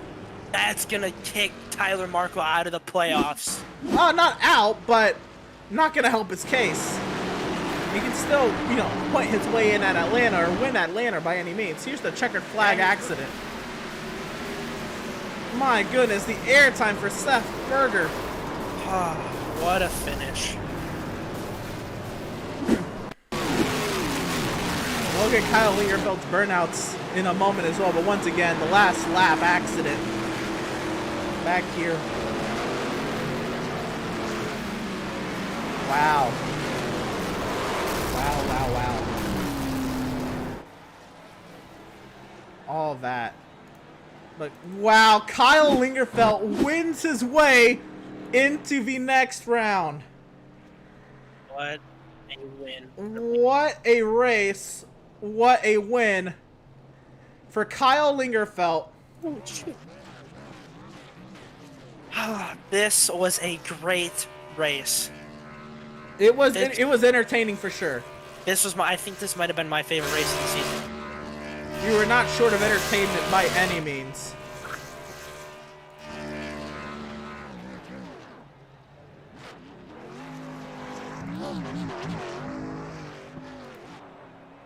So victory lap. That's that line of 3 top 5s. That's gonna be 1 win at Martinsville night next week. What a race! What a run! The victory lap from that number 65 machine. He knows how much it means to win here. Wow. We're gonna get interviews queued up here with Devin Smith and Adrian Schumacher. As Lingerfeld will do some more celebrating in turn 1. Alright, let's oh goodness, where do I even start?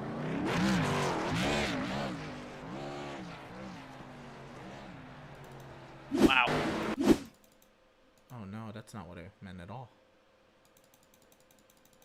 Alright, here we go. Let's see if this will be enough in the sense. Do this. Hit it again. Here we go. Alright.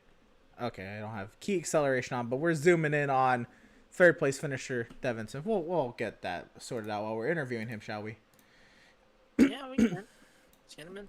And let's talk to our third place finisher, Devin Smith. Devin, how did you get third out of all of that? Fucking luck. I fucking take that finish on the lucky penny I found earlier this morning. Did you actually find a penny this morning? Yeah, I did. That's awesome. I really did. That is awesome. Man. That was the have it in my finish. pocket? I don't. So talk about the race. Talk about the track. It looked like it wasn't the best combination for you, but No, not at all. No, I was not fast at all. Got put behind the 8 ball, got lapped down at one point, then 2, and then got wave around, and then got another, I think before the, maybe 2 cautions before, I ended up getting a wave around for being a lucky dog, and then fresh tires and melee with that next to last restart. Holy crap. But yeah, definitely didn't have the car for it, but I will goddamn take it.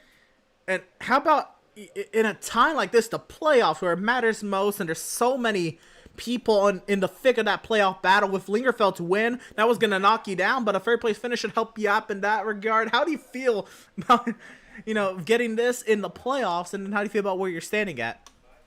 Well, I don't know exactly where I'm standing at in points, but Goddamn, 3 wide at the line, even with Reese. Whew. But that was insane finish. I'm surprised I held it on the outside as well as I did to keep from slipping back even farther. But I think I was maybe about 10 points ahead of the cut line. I believe So with you were 7 coming in.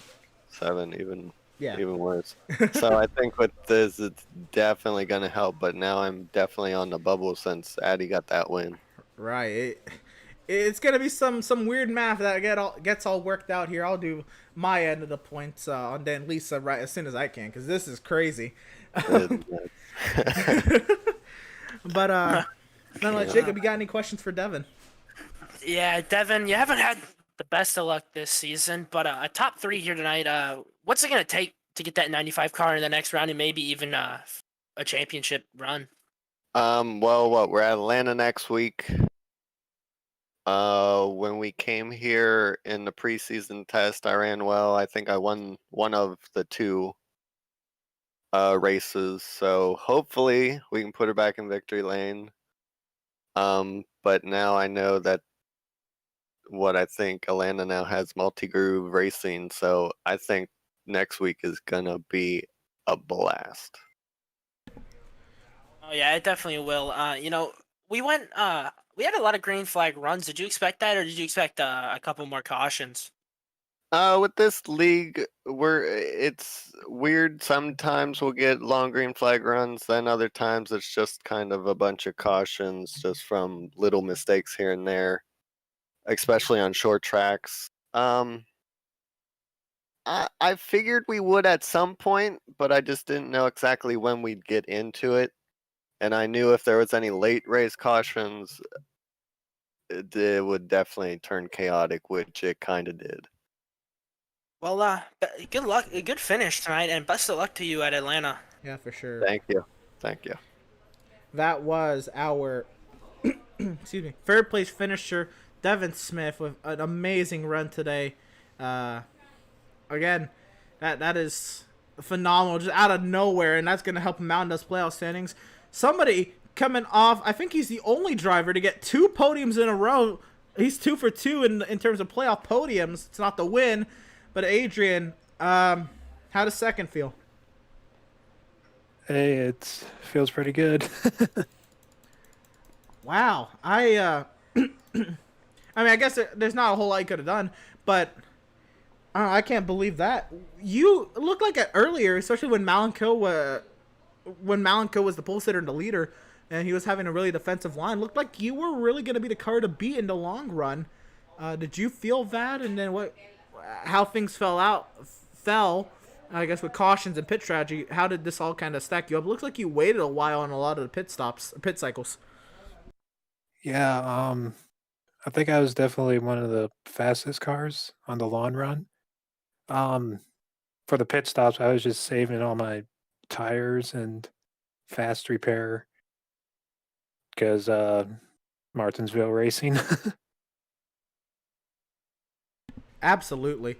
Talk about those final restarts and just, getting the caution with 3 to go and barely squeaking through with that, and then just all the melee that came from the next restart, and then, being packed up on that final restart. What's going through your mind? Just don't wreck anybody. I would have pitted that last restart if I didn't know that I didn't have a front end again. But yeah, I'm sort of like, it was some chaos, but it's just racing. Yeah, fair enough. 2 podiums in a row in the first 2 races of the playoffs. Looking pretty stout to make the next round. We discussed that at Daytona. You weren't even worried really about this round. But how does this kind of set you up for the next round? How do you feel about the upcoming races in the playoffs? I haven't looked at the next tracks yet, but I think this one I might be pretty good. But I mean, Daytona's the goal to win and advance. Fair enough. We have 2 mile and a halves. I can't remember. I'm pretty sure it's Atlanta, then Vegas, then another short track with Richmond, then Daytona Road Course, somewhere in there with Dega, Dover, Charlotte, and Kansas. In some similar order. I don't know if that's the exact order. So 4 mile and a halves, 2 short tracks, a road course, and a plate track. Oh, dang. Oh boy. Hey, Jake, do you have any questions for Adrian? Sure, Adrian, how you doing? How you feeling after that one? First of all. Tired. As I expected. During the start of the season, you coded yourself as a road course racer. Now you finished second at one of the toughest short tracks on the NASCAR schedule. How does that make you feel to finish P2 here at Martinsville? I mean, it feels great. It's definitely an improvement, but not quite there yet.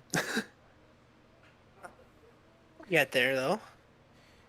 We were thinking, or at least I was for sure. I guess it's more or less now. What if it did happen?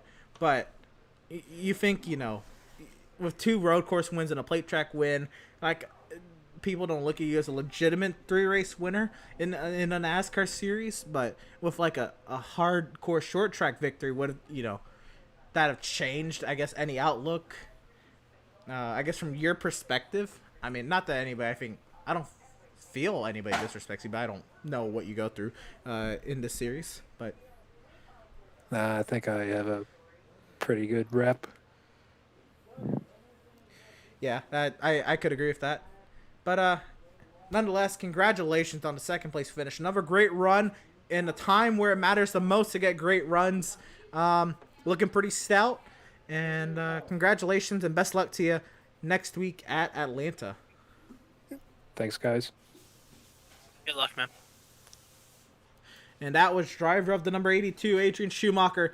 And now, I don't know how you've been keeping your feelings down, man. That was something else. Kyle Lingerfeld is not only, we thought we were going to be saying this, a couple of weeks ago at Eldora. Now, this is a points race in the playoffs. You came in outside of the playoff bubble. Kyle Lingerfeld is an Outlaws Sim Series winner, and it came at Martinsville when he needed it most. Kyle, how does it feel? Woo! That's all I can say, man. This feels so great. After the lap 2 wreck where I got in too deep into turn 1 and wrecked myself, and then about lap 70 or 100, somewhere through there, Greg got into me and I had to use a fast repair, and it was not looking good there for a while. And somehow I managed to just keep on going forward and use some strat at the end, a lot of blocks, and we got her done at Martinsville, man. Martinsville. The toughest short track. Oh, by far. And this is so cool because I went here in 2017 and when it snowed out, the one and only time it has. So to win here is completely badass. This is amazing. This is epic. I've been dying to get, a pumped Kyle Lingerfeld interview. Just knowing you could do it, just seeing like how hard you try to put yourself, in these right situations and maybe not always coming up, the part at the end. But this comes to fruition. Talk about I guess the slew of yellows. I mean, for sure, I think they helped in the spot, but you were always up there in the top 5. But mainly, how are you? What's going through your mind when the caution initially comes out, the first green, white, checkered, and then all the action that you had to avoid on the first green, white, checkered, and then that final restart? Honestly, that very first yellow, I was actually very excited about because I saw that it took out. Unfortunately, took out and helped me Stutzman and Service, and I don't know if Reese got involved with that or not, who else behind them, but I know there's a lot of fast cars and fresh tires behind me, so every yellow that wrecked cars up front, I needed. Fair enough. There was at one point, I can't remember, I think it was during the pit cycle, but you had gone purple in the session. I don't know if you knew that, but yeah, towards the end of that race, you were the fastest car, one of the fastest cars on the track. Did you feel like that? I guess maybe making your way through the field and hanging up there with the fast guys. Did that come to mind? Did you even care? Yeah, no, I felt really fast. All that stretch when I was riding right there in 6th behind Reese and Schumacher, I was just saving and riding. I knew those guys were battling it out. I kept seeing Greg lock up his tires and driving in hard, and I knew mistakes were going to happen and wrecks were going to ensue, which I ended up getting caught up in and T-boning Seth. But luckily, it was going slow enough that I didn't have enough damage to stay out and win this thing. Fair enough. Jacob, you have any questions for Mr. Kyle Lingerfeld? Well, first of all, Kyle Lingerfeld, what a win, dude. That was the most exciting race I've ever seen. You put on a show for us, and I have to congratulate you on that. Thank you. A hell of a show. Excuse my language there. No, how do you... appreciate that. What? Yeah, no problem, man. Now that you're in the second round, what's it going to take to put this number 65 machine into the championship run and maybe win a championship? We're going to need strong runs, I think, at all three tracks. Competition's going to be a lot tougher. I lucked out with having a short track in the first round, and luckily short tracks are my go-to. So going to have to put a lot of time and effort into the mile and a half, as we got two of them. Well, Vegas and Dover. Dover's not really a mile and a half, but we're going to have to put some more time into them. Not as strong there. So hopefully some more strong finishes, good qualifying, honestly. All right, fair enough. Right. Did you think your first win on the season was gonna come at this point? And why or why not? No, I thought I had some good opportunities earlier in the season. Bristol was a real strong suit. I was right there at the end with New Hampshire and a few other of the real short tracks. So I was hoping it would come then, but to have it now, this means more now than it does then, because I was able to point my way in, so I didn't need the win. So having this win now, locking me to the next round, is way bigger than a win earlier in the season, in my opinion. Oh, absolutely. And then... Sorry, my internet died there. That's right. Did you have another question? Or... I think I did. Getting this win tonight means a lot to you. There's a lot going on in your mind here. What's your preparation for this next race coming up here at Atlanta? Basically, this will be a good test for Vegas for me to see how well I will pretty much be at Vegas. Since, like I said, the mile and a halves have been real bad for me. I struggled, like I was running like the last all of Chicagoland, and should be an easy track. So just a lot of preparation, a lot of putting down laps, figuring out lines, where to lift, where to get back on the gas. Just trying to figure out basically how to run these mile and a halves for me. Hey man, fair enough. Congratulations on the win. Again, very happy, very proud of you. Yeah. Again, just seeing how hard you've tried to get yourself in these positions. It finally pays off here in an absolutely wild finish. But when you need it the most, go for it. Yeah, shout out who you got to shout out. I got one thing to say. I want to thank Raging Cajuns, Graphics and Designs, for always hooking me up with a badass looking scheme. And then Jesse Adams Motorsports for giving me incentives throughout the seasons to help me keep pushing forward. Absolutely. We got that logo, the Raging Cajun logo on the screen right now on your burnout. So sweet. Perfect timing for that. But yeah, for sure. Again, congratulations on the win, and best luck to you. I guess next week at Atlanta, but the rest of this playoff run. Appreciate it. We're gonna party it up tonight. Thank you guys for all you do as well. You guys do an amazing job every single week, so I appreciate everything you do as well. Yes, sir. Thank you. Couldn't do it without the drivers. Thank you. That was driver of the number 65 Toyota Supra, Kyle Lingerfeld. What a finish. What a race. And let's see how everybody else shook it out at the end. Kyle Lingerfeld with the win. Half a second out in front of Adrian Schumacher, Devin Smith, Joseph Causey comes on fourth, Reese Schaefer wrecking across the line, it'll be P5. Seth Berger 6th, Andrew Pratt 7th, Joshua McClune in 8th, Greg Holt 9th, Tyler Markle in 10th, Max Service 11th. Jacob, take us through the final 11. All right. 12th, you have Kevin Thompson. 13th, Jeremiah Stutzman. 14th, Matthew Setzer. 15th, and a bad spot. Had a great run at the start, Malenko. leading the race and then didn't have the best of luck after that. 16th, Doug Solms. 17th, Landon Cardullo. 18th, Miz. 19th, Eric Peck. 20th, Daniel Park. 21st, Adam Gardner. And rounding out the field, Christian Converse. Yep, that is how the 22 round out. Want to once again shout out the charity we just tried to shout out each week, and this week's charity is Speedway Children's Charities, which is a non-profit 501c3 organization that provides funding for hundreds of non-profit organizations throughout the nation that meet the direct needs of children. Their vision is that every child has the same opportunities no matter what obstacle they are facing. Speedway Children's Charities is more than just a fundraiser. Their local chapters are partners in change, working with a broad range of people and organizations to identify and resolve pressing issues dealing with children in their communities. And again, this is a charity we did earlier in the season. There's no donation button on the Facebook page, but you can definitely make sure to check out your local Speedway Children's Charities sanction. If not, you can still go to speedwaycharities.org to see how you can donate and see what they're all about for your own self. Once again, we choose a charity each week to try to shout out, give them some spotlight. We broadcast the final 30 minutes of open practice in the name of a charity each week. And, if all of you tuning in each week, it makes it more worthwhile to just name drop them at the very least and do our part to with the platform we got to shout out a different charity each week. So if you wouldn't mind at least checking them out and see what they're all about and see if they're, worth a donation for you, it would be much appreciated in that sense.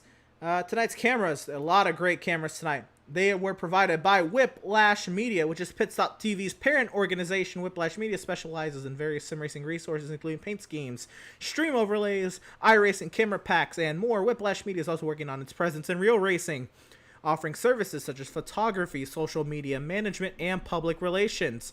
Go to whiplash-media.com for more.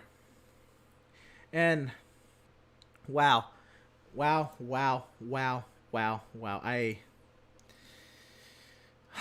Jacob, final thoughts.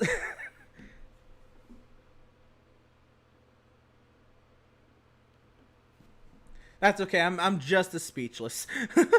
No, but actually, what a wild finish.